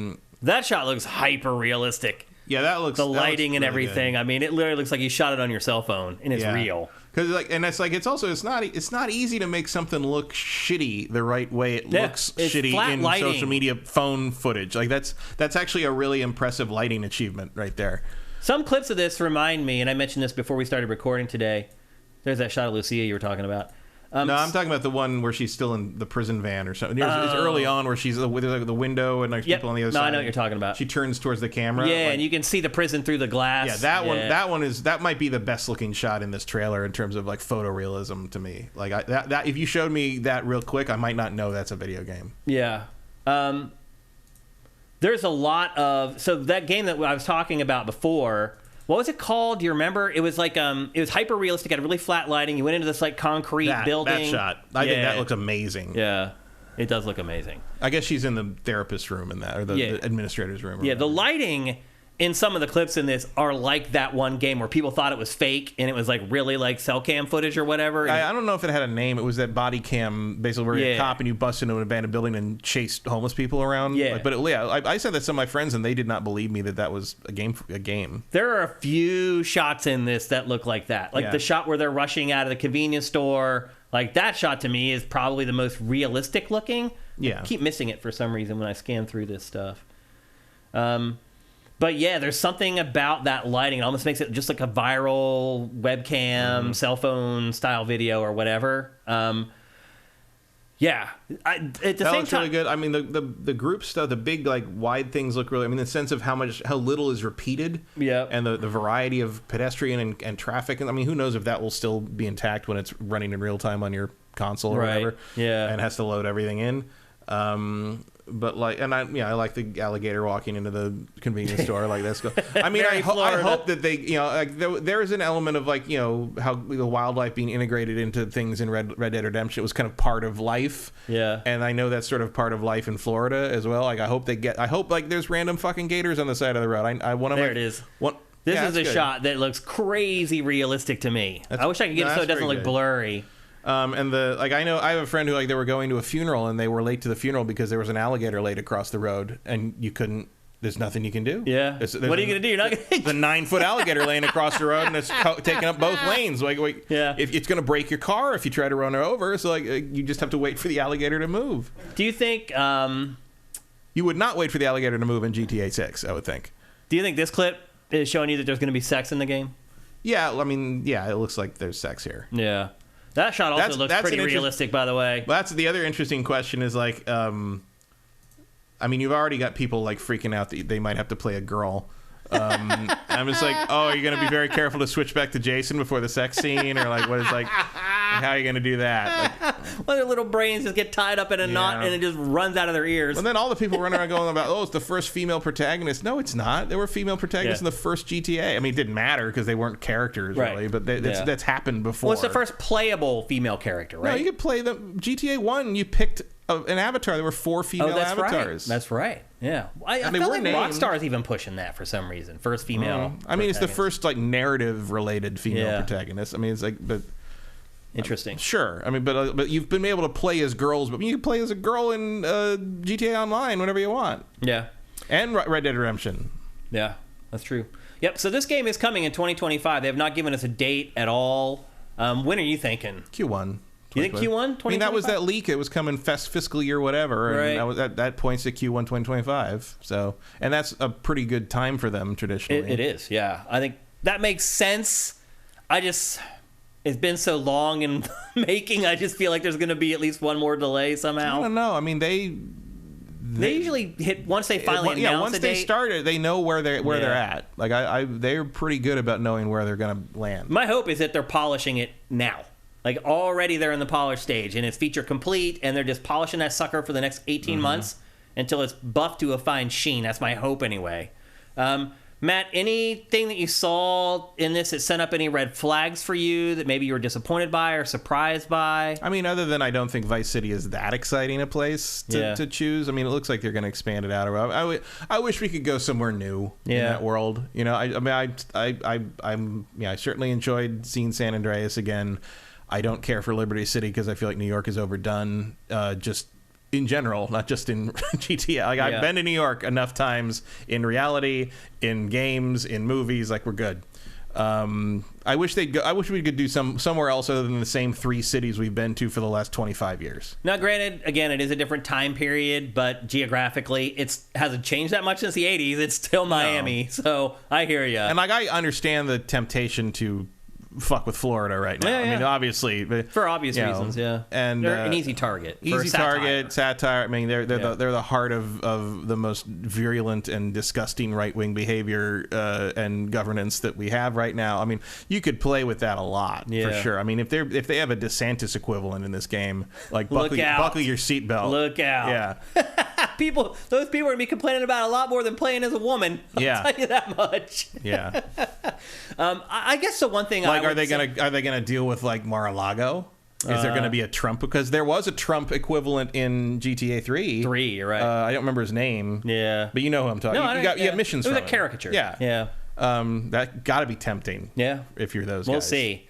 I think the one thing I would say, having watched, and again, this is only 60 seconds. Like Rockstar said, it was 90. If you cut all the crap out of it, it's actually only 60 seconds long, as you found by watching us play it over and over during this discussion. I mean, they just need to confirm that it's real at this point, and there it is. Oh, that the game is that real? The game exists. It's coming. Yeah. Buckle up. I wish that maybe they had hinted at something that's like groundbreaking and new, because it does just feel like Grand Theft Auto so far. This one has a 6 on it. It doesn't need anything else. I understand that, but it's been like a decade. Like, I would expect the best game developers in the world to have come up with something new but they and unique. they don't need to tell you about that yet. They don't need to tell you about that for another year. I'm just saying maybe a hint.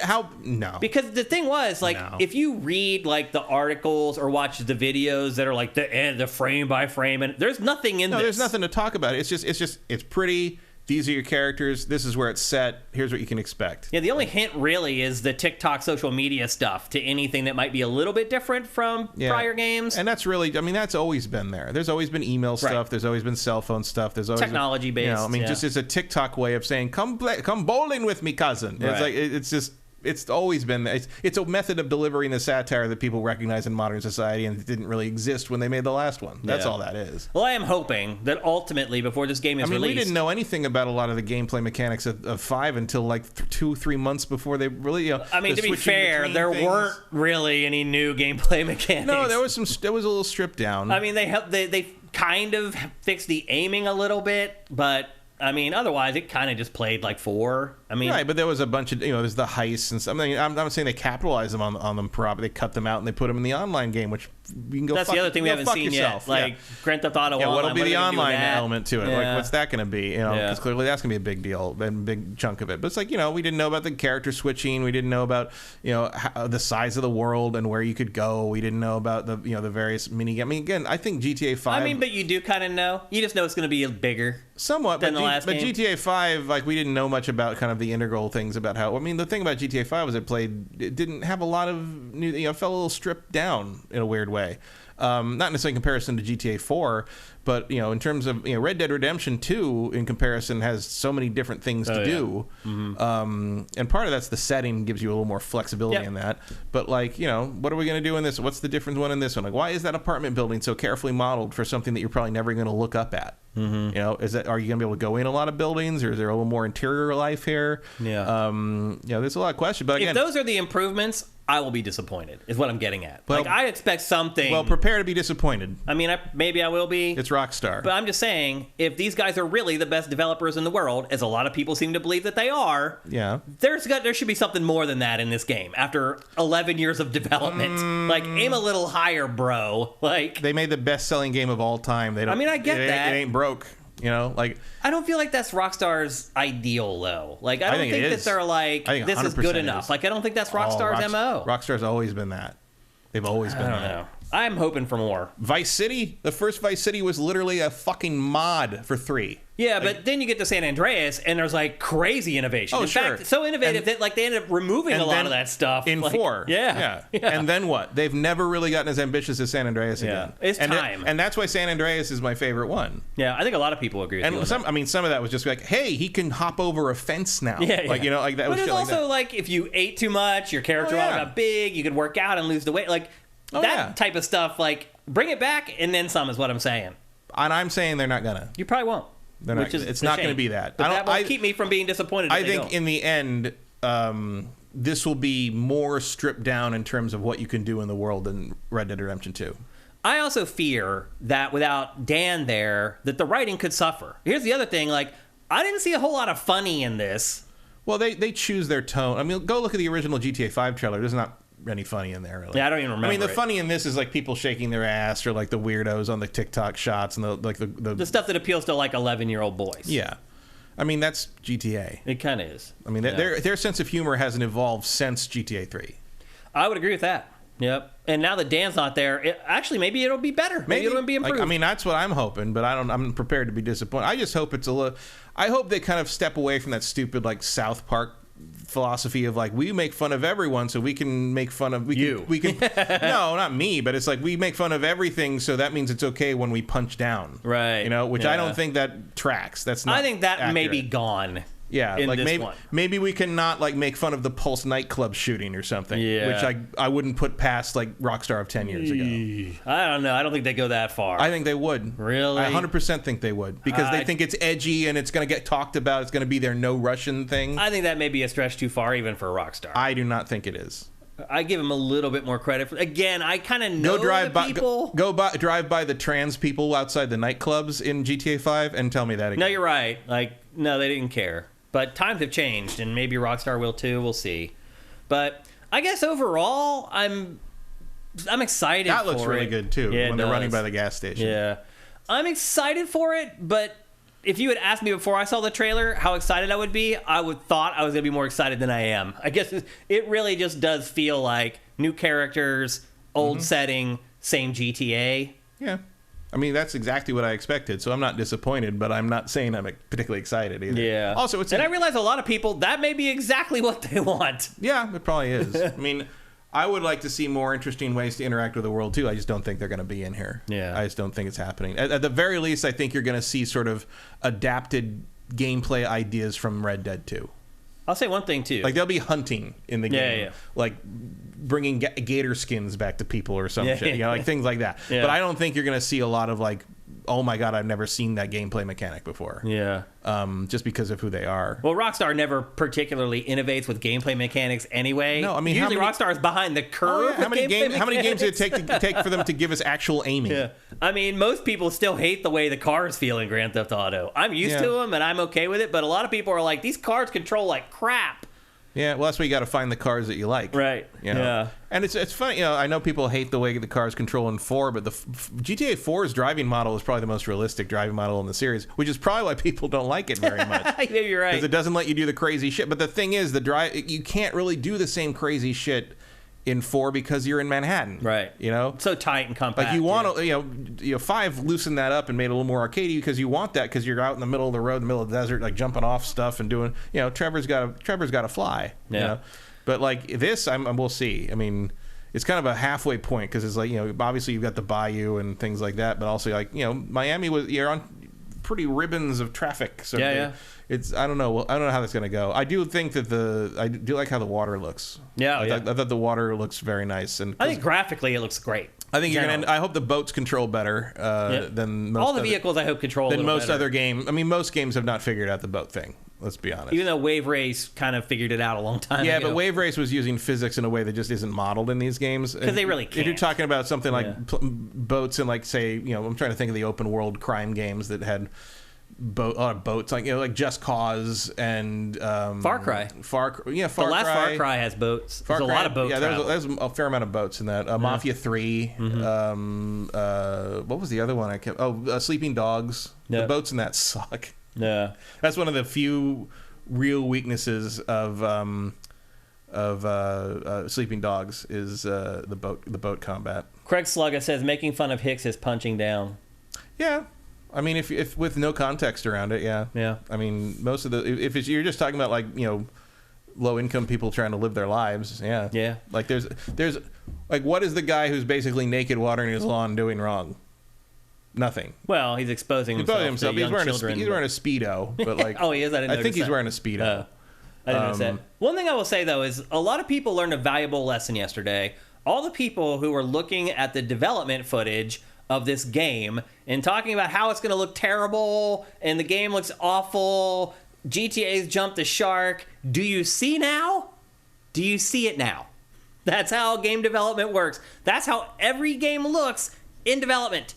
It has no bearing on what the final game looks like.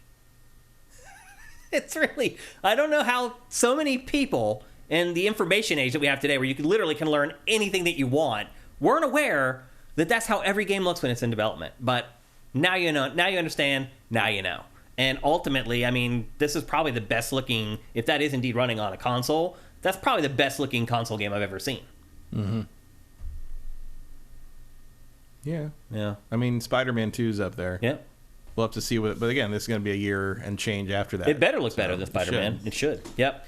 Let's actually go and check out you guys and see what you guys are saying about the first look at Grand Theft Auto 6. Swallow says, I preferred vehicles and sleeping dogs. I preferred a lot of stuff in Sleeping Dogs. The hand-to-hand combat in Sleeping Dogs mops the floor with Grand Theft Auto. I don't think any open world, like GTA style open world game has ever nailed combat. Not just combat, but I mean Sleeping Dogs works well on every level of scale.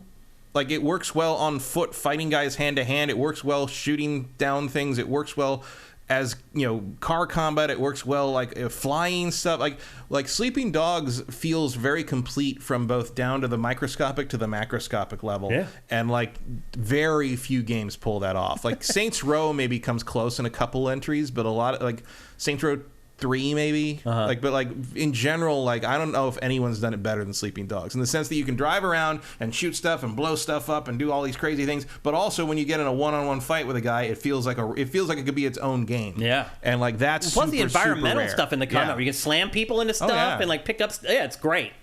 They could have learned something from that game for sure. Yeah, a lot of people could have learned something from that game. It's a shame that never. Cinetype says something funny. He says, those people probably think if it weren't for those leaks, they wouldn't have made it better. Oh, yeah. They think it's them. Like, we pressured them to make it look good. Yeah. Andy T. Monahan points out that that trailer has done 90 million views already, which, by the way, in the first 24 hours of this trailer, it had done more views than, I have it written down here. It was like... it did more views than The Legend of Zelda, Red Dead 2, and Cyberpunk 2077 combined in the first 24 hours. Just to show you the power of Grand Theft Auto. It makes a mockery of every other video game franchise. It's not even close. Yeah. I saw someone on Twitter asking if this could be the first game to sell 1 billion copies. And I'm like, no. That won't happen. The first one, GTA 5 has sold 190 million. Right. That's a long way to go. That's a bit still. of a jump. Yeah, that's a long way to go still. Ammo Clip 20. Thank and you that for took Twitch it Prime. 10 years. Or thank you for subscribing, actually, at Tier 1. You're awesome, man. Thank you. What else we got in here about GTA?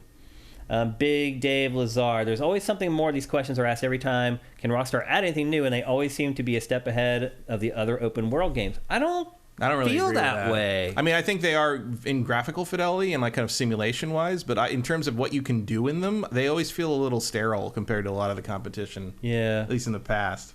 Thoroughly Mexican says this game will get a 10 out of 10 like all the previous games have, and that is completely ridiculous. We don't know that yet, man. We don't know. I mean, maybe it is a 10 out of 10. We know it's going to get 10 out of 10. Yeah. We just don't know if it deserves it. Right. It might actually deserve it. Might. Though. I mean, you can't just say that yet. One Supermaster Gamer, since GTA 3, the gameplay is the same. They just make everything bigger and more detailed. Yeah, that's what I was saying. Like, I wish that they would spend more time working on improving how you actually play. I think they did add. I mean, I got in a lot of hot water with the viewers when I gave Vice City a 4 out of 5 because I thought it was just like an expansion pack. Noxator says, I was just thinking, I can't wait to run missions for DeSantis. Yeah, you can go to all the schools and take all the books out of the library. You get a flamethrower and go to the school library. Burn it all down. You can go to the drugstore and watch the women leave with pregnancy tests and follow them home and then arrest them if they're... tail this pregnant 13-year-old and make sure she has to live a horrible life for no good reason. And then the final mission is collapsing the entire insurance industry. Yes. And what's Florida called in this again? Leonidas? Leonidas, yeah. Leonida. You can crash the insurance industry in Leonida. That's the final goal of the game. And if you do that, he loses the primary anyway. Eric Carmenez, GTA Seattle. That would not be a bad city for Seattle's GTA. good. I would love to see Chicago. Yeah. They did Chicago, I think, in GTA 1. You guys are being funny. The Abram, is Horizon 3 also in Q1 2025 then? That would track. Yes. Guerrilla releases things right before a very... Yeah. And Craig Slug is asking, what has been the turnover at Rockstar since GTA 5? Nobody knows, because if you try to talk about work in there, they shut your ass down. That just happened last week. We talked about last week on the show about how a guy was talking about Agent. And the blog got shut down by Rockstar. Leonosaurus is a Floridian. I'm really interested in the wildlife they included, particularly in the Everglades in the ocean. Yeah, absolutely. It does look like that stuff's going to be really realistic, which is cool, and it's something that Rockstar usually gets right. What else we got here? Swanland, do we still think they'll add other cities and locations over time, which was something that Pactor had mentioned that he had heard from very, very reliable sources at Rockstar. I can just say that the sources that he has are very, very reliable. I'm not going to say who. My guess is that was the original plan. They realized it was going to take the next 30 years to get it done, and they decided to cull it down to one city. I do think it's possible that this game lives on for the next 11 years, and by the time it's all said and done, the game world is 3 times the size of launch. But it's all going to be online and not story. Probably. That's my guess. Yeah, unfortunate. That's what I'm thinking. Let's see if we can find one more here. Obviously, the biggest game in the industry here. One Super Master game. I just want to own a strip club. I have a feeling you're going to be able to do that. I think that will be no problem in Grand Theft Auto 6. I would love to see them bring back some stuff that hasn't been seen since San Andreas, like the gang war thing. Being able to own territory and hold it and defend it and all that. Like all that stuff was pretty cool, and like it felt like. I mean, I didn't like that they took it. I took over the whole city, and then did the mission that like kicks you out of the city and you lose the whole. I'm like, hey, I didn't like that, but I just took it back later. But like it was like I like to have seen them like evolve that a little bit. Like there's a bunch of stuff in San Andreas that never came back again, and I'd like to see them like turn that into something that you can work with. Yep. For last question from ETH Demon, he asks, "Do we think it's going to play well?" I will say right now, no. I hope I'm wrong. I think it depends how you feel Red Dead 2 plays. Yeah. I think they'll play like Red Dead 2. Yeah. Where they're forcing you to do like really long drawn out actions that you're gonna have to like get guns out of the trunk and shit. Yeah. Probably. So and anyway, you're gonna finish a mission, and your shotgun's gonna end up in the trunk for some reason after the cutscene, and you think you have your shotgun, and you try to pull the shotgun out, all you have is your stupid pistol. Yep. And it's like, didn't miss that. Yep. So there you go. That's our first ever discussion. Here's the good. Will they keep it tap the button to run, or will you be able to hold a button to run? I mean, I think you're just going to be able to click the stick and run. You think? They have to. Again, that's a modern thing that they just have to acquiesce to. It's Rockstar. I know. They don't have to acquiesce to shit. I know, but I think even they might be like, okay, we lost that battle. You'd think. You would think, but you're right. There's a little hubris there at times. You'd think maybe they might want to have the aiming work properly, too, but they haven't done that for 3 fucking games, have they? That's a good point. So anyway, there you go. That's our first ever real discussion on Grand Theft Auto 6. I am sure there are going to be tons more over the next year and a few months, whenever it comes out. Because I do think we'll probably get a new piece of something around this game every 3 months or so. And then I feel like the last couple months, it's going to be like machine gun fire. We're just going to get a ton of media like we did with Red Dead 2 at the end of its marketing cycle. So anyway, exciting times. We finally know at least a little bit about Grand Theft Auto 6. All right, next up.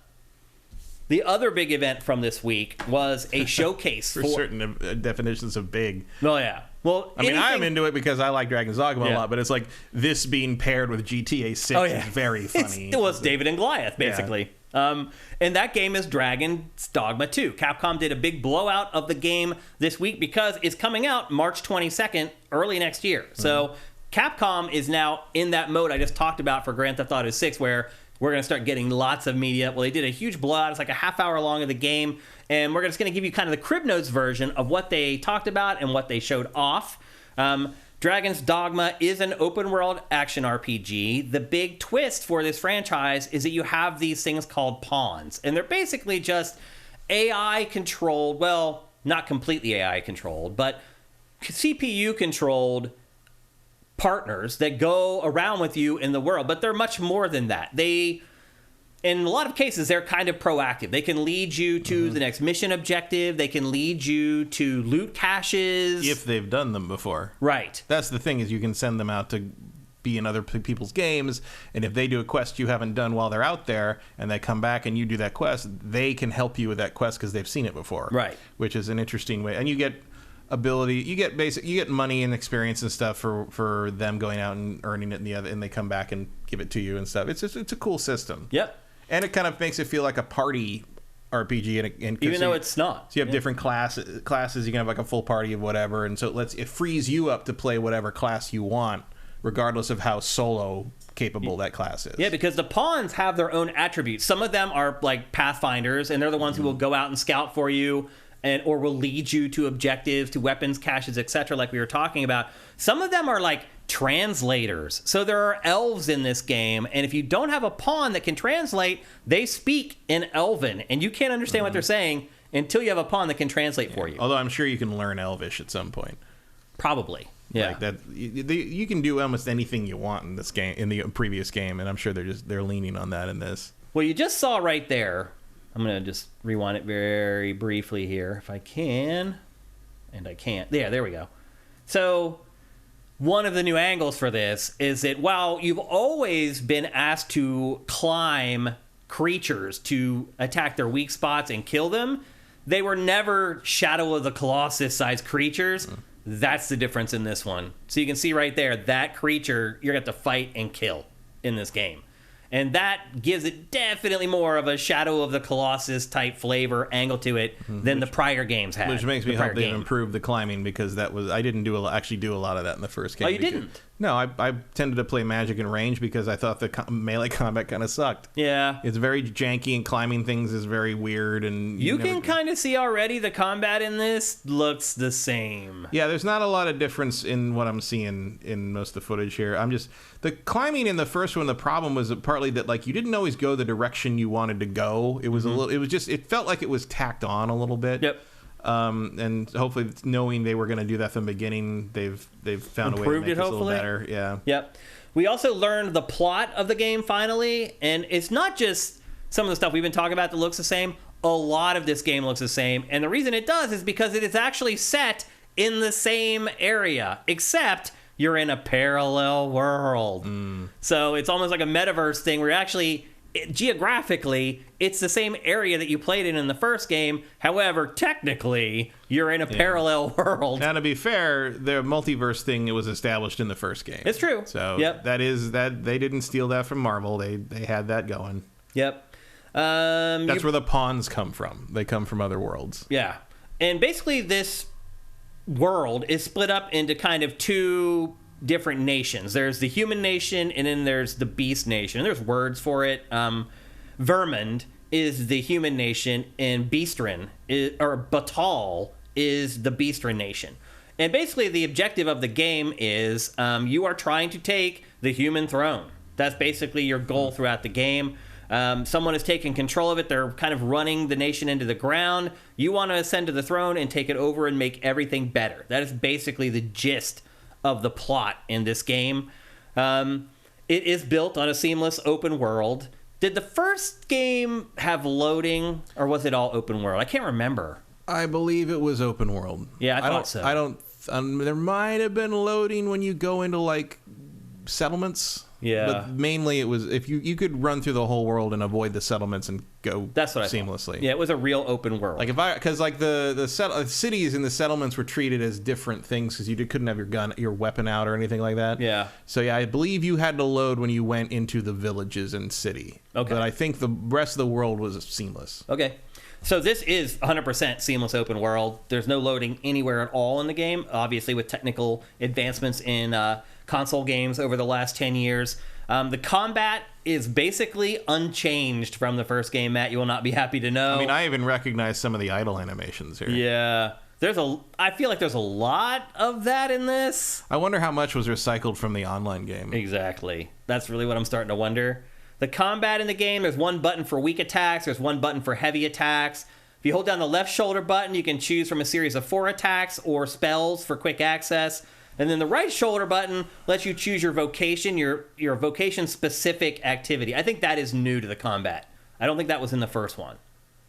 I don't remember. It's been a while. Each vocation or class in this game has a special ability that only they can do, and you access that with the right shoulder button. And those run the gamut from like having a steady aim for your archer, being able to dodge, or being able to guard. And that's important, Matt, because a lot of the characters and classes in this, you cannot block and you cannot dodge. But that's also kind of by design, because this game is made for you to use your pawns. And I do wonder if they do that on purpose to be like, take it away from the player, it forces them to use the pawns more and just kind of sit back and direct the combat instead of partaking in it actively. Yeah, I mean, you couldn't really control the pawns too well in the first one. In this one, the D-pad kind of, you use that to give them commands. Yeah, I mean, you give them commands. I just didn't. They just didn't obey. They weren't very good at obeying. Yeah, and depended on the pawn and what the relationship was to you. And also, if you could play the game with no pawns if you wanted, and like you get experience bonuses and stuff for doing that. Yep. I always played with a full set of 3 pawns. You have your own pawn, and then you have 2 that you get from online, and works out pretty well. Although famously, there's a lot of repeated dialogue from them as they see things they recognize, and it triggers whatever. He's like, every time wolves show up, 3 of those pawns are going to be like, wolves hunt in packs originally. Yeah. This, by the way, is the brand new class that we're seeing right now. The guy who uses the smoke. It's a support class called the Trickster. He can summon illusions that will distract enemies, or as you can see, he can use the smoke, and that gives his pawns buffs to fight for him. That guy obviously doesn't even really have a weapon. You really have to use the pawns with that guy. And I feel like maybe... Well, and also you can... I mean, in the first one, you could combine any of the classes, and you can in this as well. And so that does, only one new class. Some people were saying, but it's like that one new class opens up like 5 new permutations and combinations. Yeah, absolutely.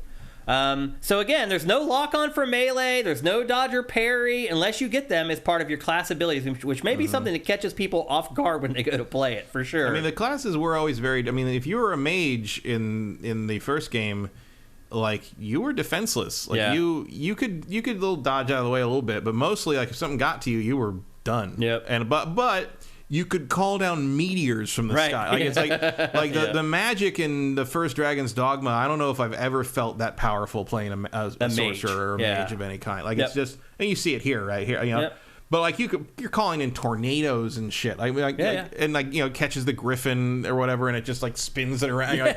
It's like, fly now, asshole. It is a janky ass game, but that first Dragon's Dogma was very rewarding once you get really into it. It felt really good. Like, things happened in that game where I was like, Games need to do that more, I believe. And even like walking around and the night falls and it's legitimately dark and weird, and you have to pull the lantern out and see where you can try to get back. Like, there's great stuff in that game. And like, really, I mean, it doesn't look all that different, but it's like, really, if you just give me that game with some new content and some better graphics, I'm kind of happy. Yeah.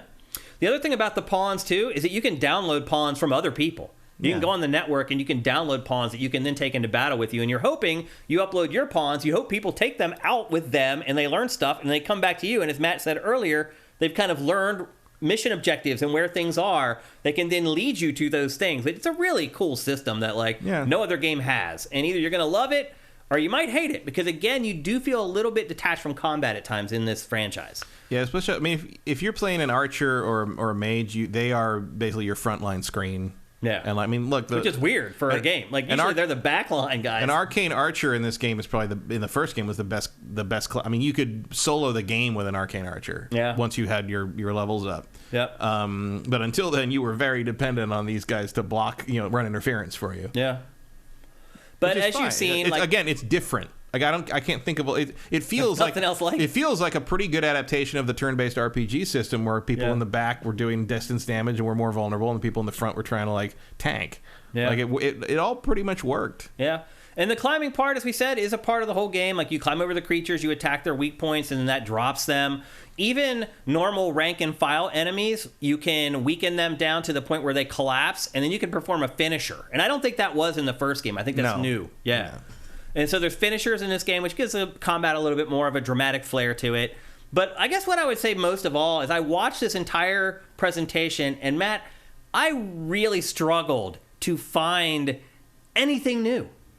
No, I mean, this is new. New class, never fought a dragon that big before. The finishers, and then the bigger bosses. Those are really the only things that I saw that were different. I mean, I would argue that that's all it needs to be. Yeah, to some degree. Like, it's not like it's been copied mercilessly or anything. No, it's not like we're tired of Dragon's Dogma clones. Yeah. It's true. I'm just happy it exists. Yeah, I really never thought we'd get to play another one. No. It's coming to PC, PS5, and Xbox Series, so it's PC and next gen only, or current gen only. Current gen. We put that flag in the sand last week. We're not going to say that anymore. It's current gen only, so it's not coming out for last gen. Apparently, it's pretty wet sand. Yeah.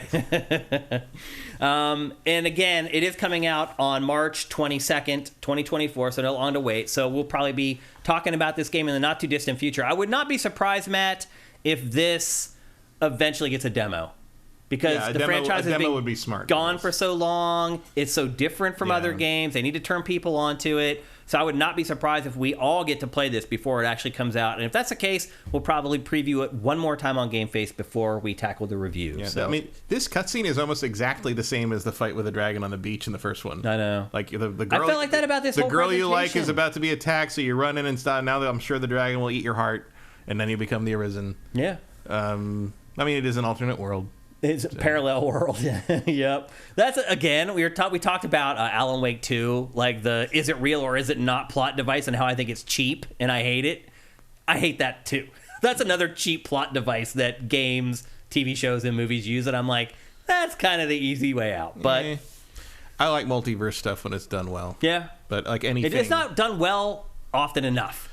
Because it's hard to do well. Yeah. Just like time travel. It's complicated, yeah. Like time travel is very difficult to do in a compelling manner. It's one of the reasons Back to the Future is such a singular movie. Yeah. But even compared to its sequels. Right, yeah. Because I was going to say, eventually you can pick it apart in a later film. Oh, yeah. So, yeah.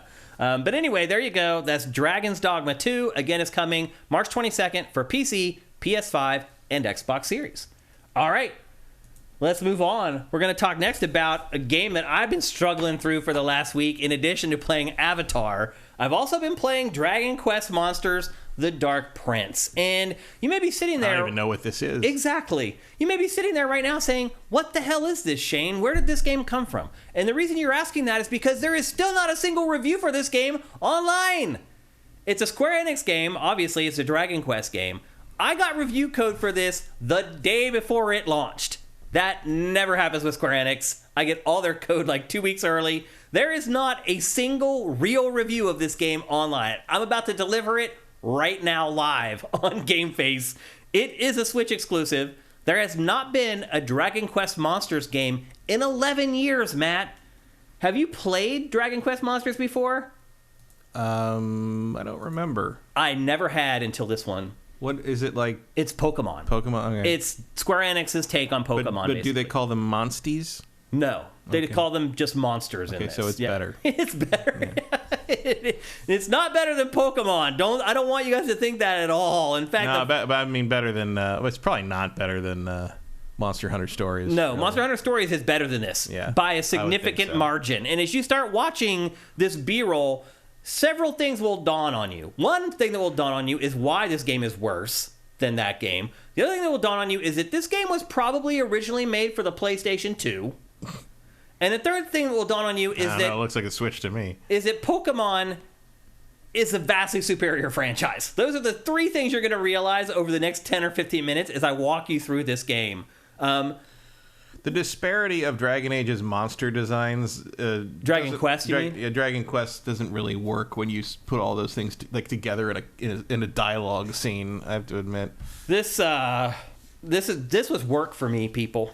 My job isn't hardly ever work, but playing this game was absolutely work. This game takes place during an alternate depiction of Dragon Quest IV. So... the protagonist in this was actually the bad guy from Dragon Quest IV, Pissarro. And then you also eventually run into this elf named Rose, who becomes one of your sidekicks. She was also from Dragon Quest IV. And basically what this is doing is it's retelling the story of Dragon Quest IV to make Pissarro seem like a more sympathetic character. So Pissarro is the Dark Prince. His dad is the king of Nadiria, and he's a douchebag, and you hate your dad. Pissarro hates his dad. However, his mom has become critically ill, and he can't figure out how to save her. So as a last resort, he goes to visit with his dad and say, hey, mom's going to die if you don't help. Can you please help me? His dad, the king, says, basically, F off. I don't care about her. I don't care about you. And in fact, what I'm going to do is I'm going to curse you right now so that you cannot attack me. And you also cannot attack monsters going forward. So basically what that does is it turns you into a monster trainer. And thus begins your journey to build an army of little monsters so that you can eventually go back and fight your dad and kill your dad, the king, and then hopefully save your mom's life. And that's pretty much the plot of the game. As you play through the game, his hunt to find monsters, it takes you through a bunch of different levels. And Matt, there's one level in this game that is made of like cupcakes and donuts. And I'm just like, are there cupcakes and donuts in the Dragon Quest universe? Maybe. Dragon Quest plays pretty fast and loose with the seriousness with of the everything. setting. Yeah. There was a lot of head-scratching moments in this game where I was like, did I just really see what I thought I saw? But the one cool thing about it, so there are these different worlds, and they're all kind of goofy, and they're all pretty much ugly. But one thing that this game does do is it changes the seasons. Like, it feels like every 30 minutes or so. And when it does that, it completely changes the world that you're in. It changes the monsters that are in the world that you're in. And it, in a lot of cases, changes places where you can or cannot go. So a good example of that is I went into this world in summertime, and there were these water spouts that were shooting up out of the ground. And there were platforms on top of the water spouts, and you could jump on them. It would spout, and it would send you up, and you could get to a new area of the level that you couldn't get to before. And then winter comes, and the spouts freeze, and you can no longer reach those areas. That's kind of the idea behind the different seasons. And then, if you're someone who wants to collect them all, you need to go through each level in the different seasons, because if it's wintertime, it's a completely different collection of monsters out in the world than there are during the summertime. So I guess that's to encourage replay value if you're one of those people who wants to get all the monsters. Good luck with that, though, because there are 500 monsters in this game. Now, to be fair, I feel like there's really like 100 or 150, because they do the whole, oh, now that monster's pink, so it's a different monster. Like color swaps, basically. They count as separate monsters. Dragon Quest has always done, the platinum slime is a different creature from the blue slime. So there's not as many as the game purports that there are in the actual game. It's no Persona. Yeah. And the other thing, too, is that you can basically breed monsters in this and create your own monsters. When you first start the game, it gives you a series of questions to answer, and that's how they give you your starter monster. Instead of choosing from 3 Pokemon, like in Pokemon games, they ask you a series of questions, and how you answer them affects the monster that they give you. Now, you can say, I don't like this monster, and ask for another one. My monster was so insane looking, I'm like, oh, hell yeah, I'm keeping that one. But if you don't like it, you do have the option to turn it down. And then, as I said, as you go on and you collect Pokemon, you can breed them together and create entirely new types of monsters as well. So that's my creature that was created. Like a wooden, weird, humanoid doll thing. I don't know what the hell it is. I mean, that's one thing I will say. First of all, some of the monsters in this are straight up ripoffs of Pokemon. Like, Bulbasaur is straight up in this game. Like, I don't know how they got away with it, but they did. But then some of them are just insane. Like, they are more brave with the monsters in this. Like, 1, they're not as afraid to make the monsters edgy. And 2, they're not as afraid to just make them completely batshit insane. That was actually one of the highlights of this, is like the monsters, because it's one of those games where you run around in the open world and you see the creatures there, so you can't avoid like random encounters. But when you touch a creature, you don't know what creatures are actually going to be in the battle. Like, you could see like a sheep-like creature that you run into, but when you actually go to the battle, it's like this crazy like chicken monster and like a slime and whatever. Like, that was a green fuzzy thing, and that now you frighten right on time. Yeah. And so there's a little bit of the fun in this game is like, I don't know what I'm going to see, and then some of the creatures in it are absolutely insane. So as I said, you can use the synthesis to create your own monsters, and those are even more wacky than the ones that they've come up with, because they're weird hybrids of the things that they've come up with already. The story is a really slow burn. I have not finished this game. I've played, I don't know, probably 12 or 13 hours of it or something like that. It becomes repetitive really, really quickly, though. It also becomes pretty difficult pretty quickly. I talked last week about Super Mario RPG, about how there are points where you have to go back and grind. The opening of this game is really easy, and then it becomes difficult very quickly. And what I found was a lot of times I would just want to run through an area instead of fighting the enemies over and over. Basically the same thing I did with Super Mario RPG. And then you get to the end of the area where you have to fight the boss of the area, and you can't. He just wipes you out with like 2 hits. So you have to go back and just fight tons of the rank and file enemies to level yourself up so you can then fight the boss. Now, once you defeat the boss of each area, all the monsters in that area, collecting them becomes almost automatic. So there's you do get some kind of a reward for like toppling that boss ultimately. You don't have, but I guess what I'm getting at is you don't have to go back and fight all those rank and file enemies again to collect them. The other thing about this is you're seeing it right now. There's no like Pokeballs in this. So to get an enemy or to add a monster to your monster index, you have to like basically attack them and beat them into submission. And even when you do that, sometimes they'll join your party, sometimes they don't. If they don't join your party, then they become enraged and they're much harder to fight. It's not a big deal at first when you're fighting the weak enemies. Later on in the game, that makes a big difference. Like it becomes risky to try to capture monsters. I keep saying Pokemon. To capture monsters later on in the game, which is why that feature of topple the boss, they're basically automatic captures, carries a lot of weight throughout the game. The game itself is split into 2 different areas. There's what you've been seeing so far, which is like the pseudo open world, and there's just loading screens everywhere in this game. Everything loads. You walk 20 feet, load. Walk another 30 feet, load. Walk into a building, load. I mean, it literally is like a remastered PlayStation 2 game in pretty much every regard.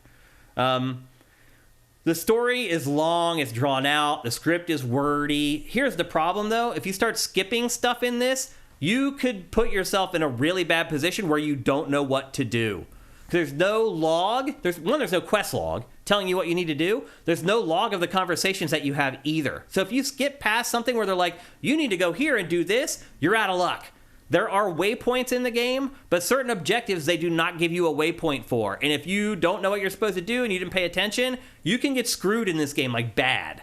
And so while the writing isn't great and you may want to skip past it, it's probably not a good idea. It could really leave you in a lurch. So anyway, back to the 2 different areas. So you have this stuff, which is out in the open world, in the fields, the pseudo open world. And then the other half of the game takes place in this like arena, like combat setting, where you go to this other area and there's a big stadium there and you fight people in a stadium. And that's actually where you end up meeting Rose for the first time. It was a little bit like Gladiator. They had like locked her up. By the way, when she cries, her tears turn into rubies. Okay. Yeah, that's a good trick. Yeah. So anyway, half the game is this, like your typical Pokemon stuff, and then the other half of the game is going to this arena where you fight, like, basically boss characters. And they'll have their whole lineup of monsters or whatever you have to fight through. And then, as far as the menus are concerned, the RPG elements in this are almost all automatic. You do get, like, perk points eventually. Like, once every 3 battles, you'll get some perk points that you can go and spend on, like, passive stuff for your Pokemon. And they do learn new attacks over time, like Pokemon do. I keep calling them Pokemon because I just can't help it. I mean, it does look like it runs better than Arceus. It does. Well, no, it doesn't. No. Well, this area does. There are areas, Matt, where literally the frame rate bottoms out to like 5 frames a second. It's abysmal. I mean, look at this game. It looks terrible. And it still runs like ass. It's crazy.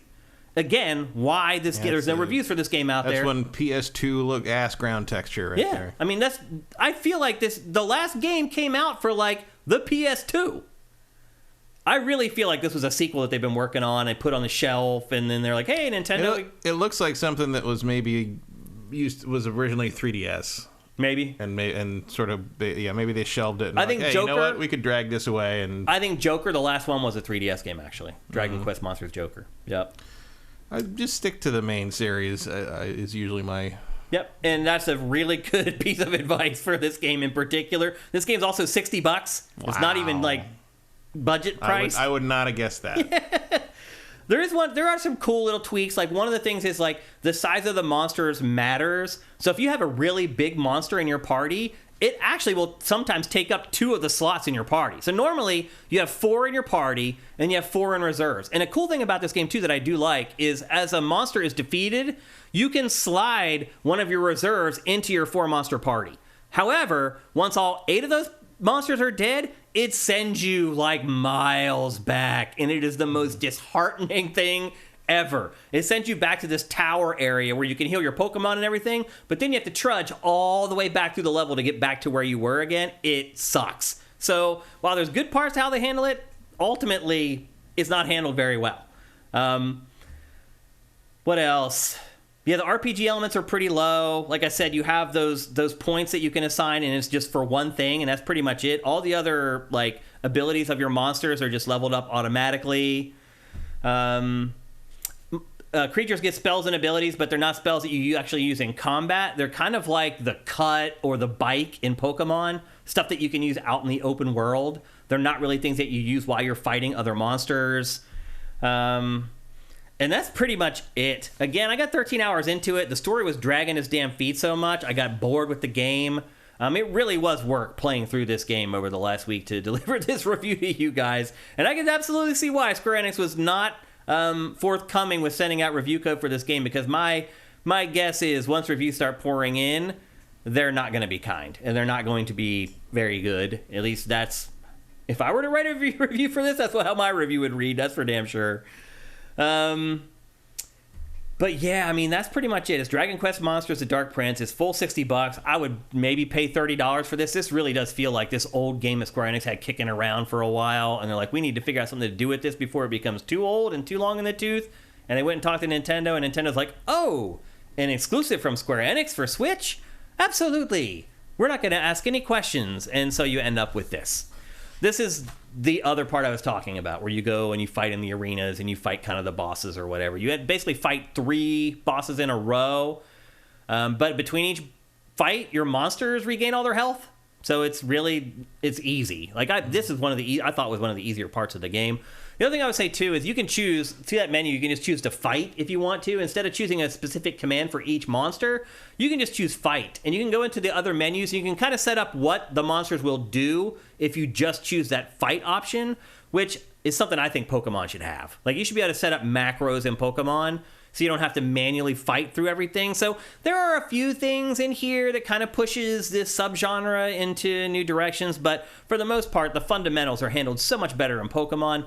You got the second batch of DLC for Pokemon Scarlet and Violet coming out here in the next week or so. I just really struggle to recommend this game to pretty much anybody at this point. So really disappointed in Dragon Quest Monsters: The Dark Prince. Again, a Switch exclusive. Again, $60. And I would just say avoid it at all costs. You have any questions about it, Matt? Nope. And I'm guessing the chat doesn't either. Let me just scroll down real fast before we move on. Clay, UK Garage 98. It was basically an HD legacy of Goku. I was talking about Dragon Ball Z Kakarot. Yeah, I could see where you would say that. Pharaoh Doll says Dragon Quest. That's as in DRAGGIN Quest. And that is a good way to put it. So this one does not land. It's way too expensive. There's way better options out there. I say stay far, far away from Dragon Quest Monsters: The Dark Prince. All right. We've made it to our final topic, but we are running out of time. And our final topic is predicting what some awards from the Game Awards are going to win. This is not Matt and I saying what we think should win. This is Matt and I saying what we think will win based upon your voting and the editorial committee. And I honestly don't even know what the secret sauce is anymore for deciding who wins. Oh, it's just they're doing is the judges, and then there's the Player Choice Awards, which so there's just a few awards. There's only one award. Okay. That people are voting on. It's the Player Choice Award, and it was like 20 nominees or something. They whittled it down to 5, none of which were Hogwarts. I might know. For all the screaming about how come the people love Hogwarts and it didn't make the top 5. You know what did make the top 5? Genshin fucking Impact. All right. That doesn't surprise me at all, though. No. At all. No. Okay, so we're gonna just guess the winners of a couple categories here before we get going. We'll bring it up on screen right now. And I'm just going to use the Game Awards website, and we'll figure out the best way to do it. All right, Game of the Year. We'll save that for last. Let's go to a couple of the other categories here. Even though it's maybe the least interesting. It might be, yeah. Which ones do you want to do, Matt? We're going to do 3. What about Best Action Game? Okay. Let's go to Best Action Game and see what the nominees are. Armored Core 6, Dead Island 2, Ghost Runner 2, Hi-Fi Rush, and Remnant 2. Those are really the best action games from 2023? I mean, it depends what you're defining. Oh, there it is up on the top left there. For the best game in the action genre, focused primarily on combat. Sure.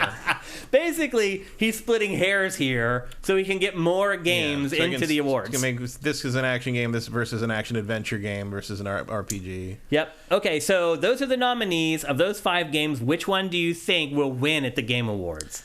Given the panel, like my guess would be Hi-Fi Rush. It's either... Hi-Fi Rush or Armored Core. Yep, that's exactly what I was going to say. It's either Hi-Fi Rush or Armored Core. Mm-hmm. And I would bet that it's Armored Core. I'm not sure. We'll see. That would be my guess. I feel like it's kind of a coin flip between the two, because Hi-Fi Rush was such a critical darling. Armored Core is the better game. Yeah. But doesn't always mean anything. I think so. Some people think Hi-Fi Rush is a Game of the Year contender. Hi-Fi Rush is good. I don't agree with that. I don't either. But I also don't think Armored Core 6 is a Game of the Year contender, so what do I know? Yeah. Also, Hi-Fi Rush, by the way, made by Tango. We were talking about them last week. You need Diet Tango because you're weak. Okay, so we're saying best action game, probably going to be Armored Core, but maybe Hi-Fi Rush. Mm-hmm. Okay. Let's see the independent one to see what the. I just want to see what the blurb says. Well, here's the thing. I didn't see the blurb, like that thing that said combat focus. I want to see what the independent one says. Well, here's the thing. So here's best independent game. Right. But then there's also another category where they use indie. Where is it? Where? It's here somewhere. I saw it earlier today. Oh, where'd it go? I didn't see that. I thought for sure I saw one. No. Yeah, best debut indie game, right there. Interesting. See? So is it independent or indie? Right. They use both. Those are two different words. All right, well, let's go to best independent game and see, what it says. For outstanding creative and technical achievements in a game made outside the traditional publisher system. Nexon is the 12th largest publisher in the world. What the fuck are you talking about? And the contenders are Cocoon, Dave the Diver, Dredge, Sea of Stars, and Viewfinder. That's actually a tough call. That is a tough call. I can't even begin to guess which one. Based on like some of the reviews I dug through on some of those, I would say Cocoon. I would say Dave the Diver, actually. Dave the Diver I would like to see Dave the Diver win. In terms of me liking the game, it would be a shame if the game made by the multi-billion-dollar company won the indie game award. Cocoon was a big loved critical. I mean, it didn't really land for me, but like, God, the press loves. A lot that of people game. liked it. So I would say Cocoon and Dave the Diver. I mean, they're all good. Yep. Any of those? There's no bad game on any of those could win. I'd be cool with it. Yeah.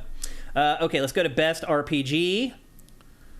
And again, don't forget, this is not what Matt and I think are the best games. This is what we think they're going to pick. Yeah. This is Baldur's Gate 3. Best RPG, Baldur's Gate 3, Final Fantasy 16, Lies of P, Sea of Stars, and Starfield. Lies of P is a very interesting inclusion. Matt, sometimes stuff like this happens, though, where they would give it to Starfield because they know they're going to give, like, Baldur's Gate 3 some other sort of, but award. But also, I mean, I love Starfield.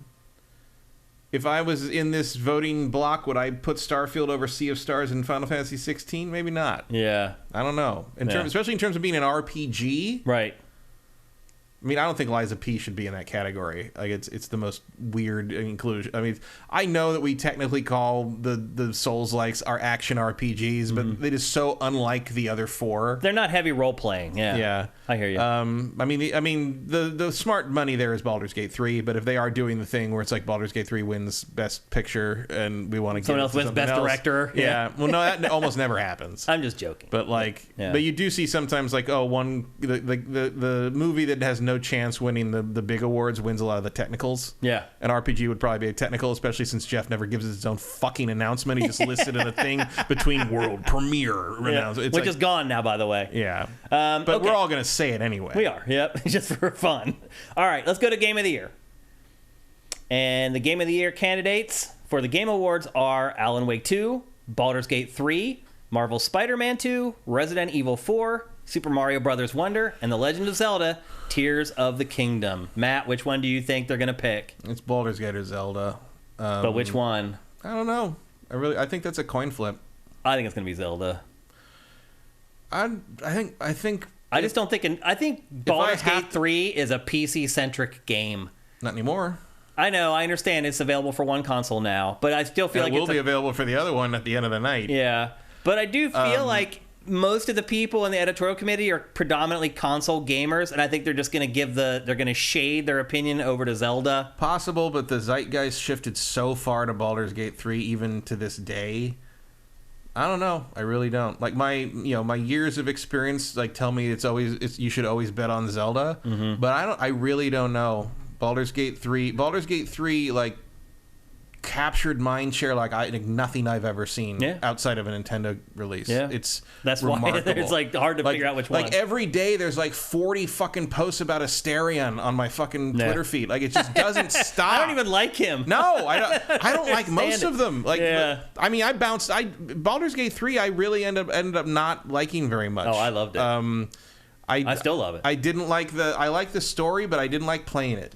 That was really how I ended up, and like because I think it's too random. That's true for sure. Although that may have been changed. They've made so many tweaks to that game. They have, but like I don't know. Everyone loves that game. Like it's again like we talked about Dragon Age earlier. Dragon Age. If I was putting Dragon Age 4 out, I'd be terrified because like everyone's going to compare that to Baldur's Gate 3, and there's no possible way. Chance. We already saw people working on it being like, oh, poor me. Don't expect. And look, Baldur's Gate 3 is a singular, unique thing. Like it came about in a certain way. You can't expect all RPGs to be that from now on. You just can't. But that's the thing is like it's hard to make an argument for Baldur's Gate 3 that doesn't also apply to Zelda in some ways. But Zelda's main thing is like that building mechanic innovation. It's not just that they put in the ability to build shit. Plenty of games have things that build shit. It's the fact that it all works flawlessly. Mm-hmm. Like it's really polished, for all the people, I don't think the glitches that people go finding game-breaking glitches in Spider-Man 2 to show that the game sucks or something doesn't play. But you know what? Go do that with Tears of the Kingdom. Try to do it. Good luck. Yeah, it's hard. I've never seen two pieces glitch through each other or fall through the world or do any of that. I mean, it just doesn't happen. Like the polish on that is incredible. Yep. Baldur's Gate 3, on the other hand, is sort of like, hey, there's an element of Baldur's Gate 3, as much as I don't like the random dice rolling, where you play that game and you're like, why aren't RPGs like this now? No. Like, I just like how you can just fiddle around with stuff and it actually happens. Like, why isn't that the thing that people took from like some of those older like Infinity Engine things and move forward with it? There's an element of like Baldur's Gate 3 has an element of like you feel like you should have been expecting this for years and you just didn't think of it until now. Yeah. And this one studio figured it out. Really hard to call. Yeah. I mean, a lot of people are putting in their picks: Zelda, RE4, Tears of the Kingdom. Oh yeah, I mean, my actual Game of the Year picks will be completely different from anything we're talking about here. Oh yeah, just wait for our Game of the Year awards, people. You ain't seen nothing yet. I would definitely put my, if I was voting for me, I would put that group. I would prefer several others on that thing. I mean, but I wouldn't nominate half of them. Right. Half of those things would not be my nominees for Game of the Year in general. Yeah. But there's so many good games. But if you're going to throw Baldur's Gate and Zelda at me and say like, hey, what about Spider-Man? Absolutely, I'm going to pick Spider-Man. Or what's the other one? Hell, I might even pick Mario Wonder. RE4 is pretty damn good. RE4. They're all really good. Let's be honest. It's a great year for games for sure. The only one in there that I'm really like, I don't think that should be there is Alan Wake. I agree. Well, we talked about that, but we're outliers on that one a little bit. We are definitely outliers, which is a little weird. Because we're usually not. But you know what? Let's see if we're outliers in 8 months. We'll see. Because that happens sometimes, too. Yep. Okay. That's it for GameFace episode 369, but we're going to do a little bit of Q&A. Controller Zen asks, what's the liqueur of the year? Well, we all know that. That's LS Cream, duh. And who are the sound people of the year? No question, soundwizardry.com. Experience the realm of extraordinary audio with Sound Wizardry. With a decade-long journey in sound design, we animate your movies and video games with the breath of sound. Our wide-ranging services include sound design, Foley, sound mixing and mastering, audio implementation, dialogue mastering, and the crafting of unique sound effects from freshly recorded material. Our portfolio contains Baldur's Gate 3, Steven Universe, Alan Wake 2, Gwent, Cyberpunk 2077, and more. Visit soundwizardry.com and let us transmute your vision into an auditory marvel.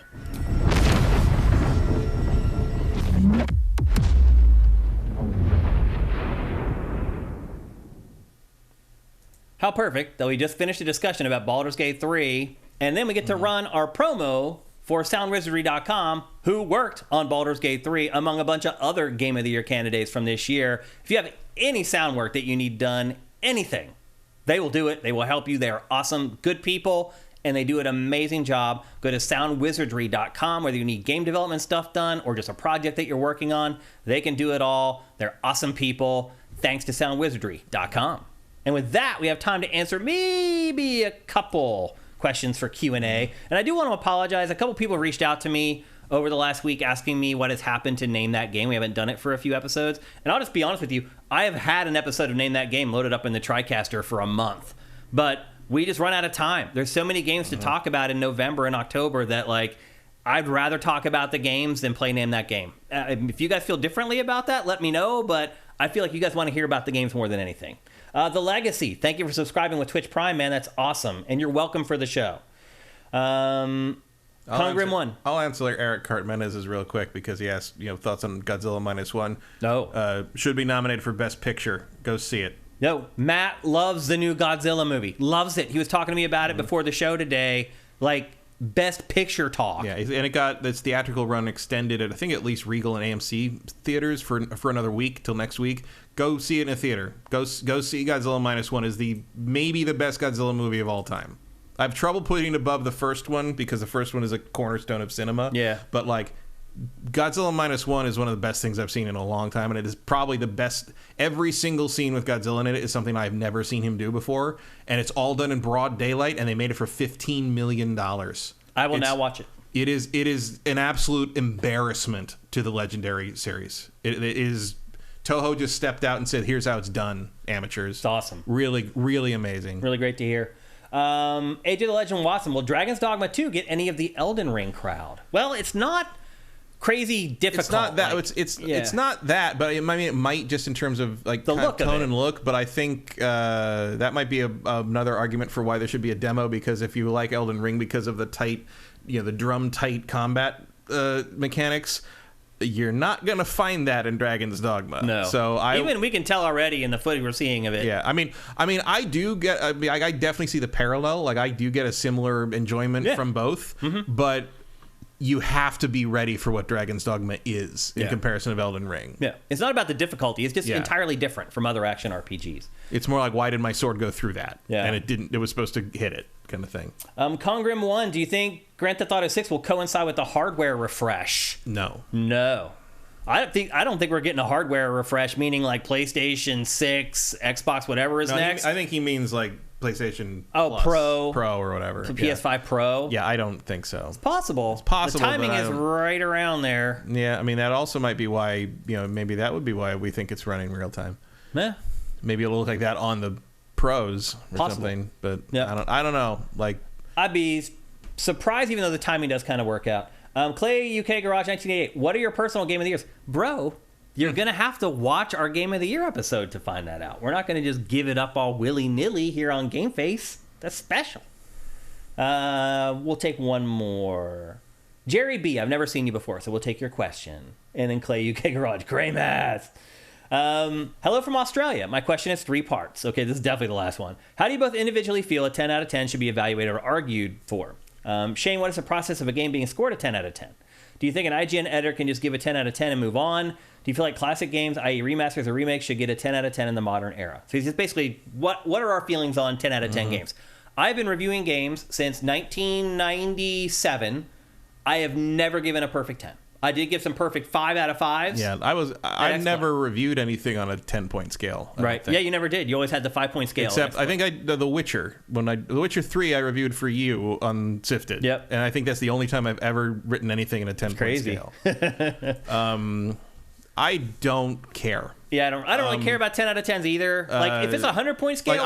I will say I do not believe the thing where people that say a 10 out of 10 should never be given because that's a perfect game and no game can ever be perfect. Well, then why is there a 10? Yeah, I don't agree with that either. Yeah. Like, if you just can't think of another way the game could be better or have more right now when you're writing that review, that's a 10 out of 10. Yeah. Like, it's easier you can't predict. It's like you can't be back in like 1998 playing Metal Gear Solid 1 and give it a 10 out of 10, but then I can't give it a 10 out of 10 because one day ray tracing might be a thing. Yeah. Like it doesn't make any sense. It's easier too if you're reviewing on a 10-point scale where you have a 9 or a 10, and you're not reviewing on the 100-point scale where you can give like a 9.6 or a 9.7. Then it becomes very hard to give a perfect 10. Yeah, but a 10 out of 10 on a 100-point scale is sort of like that. I will say this. That's like Mario 64 stuff. Yeah. Like that's like once in a lifetime. I will say this. Once in a decade. I had reviewed the games. I did not. They were handled, I think, both by Jeff Gerstmann. But if I had reviewed Super Mario 64 and Ocarina of Time when they came out, I would have probably given both those games perfect 10s. Yeah, I would probably do There have been a few that I just didn't review that maybe I would have given them to if I were the one reviewing them. And I do feel an IGN editor can just give it 10 out of 10 and move on because that's their job. They do. Well, they do. Yeah. IGN's become very generous with its 10. So is GameSpot. When I worked at GameSpot, there were like 2 perfect 10s. And I remember Gerstmann wanted to give Tony Hawk's Pro Skater 3 a 10.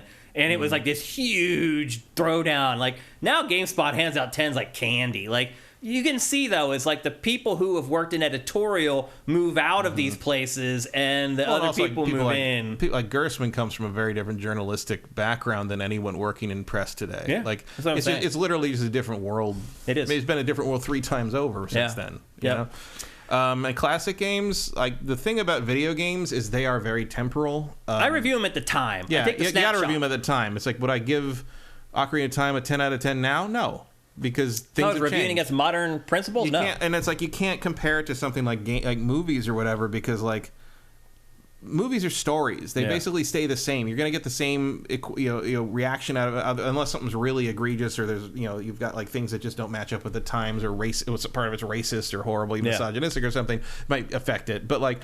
In terms of games are gameplay. They're the way you interact with these things changes over time. And like, yeah, maybe Metal Gear Solid 1 was a 10 out of 10 in 1998, but I can't think of a way to give it a 10 out of 10 today. Hell no. All right, we got to cut it off there. We are over time as usual, but that's the way things go in October and November. There's just so much to get to that we can't somehow still fit it into a 3-hour show, which is crazy.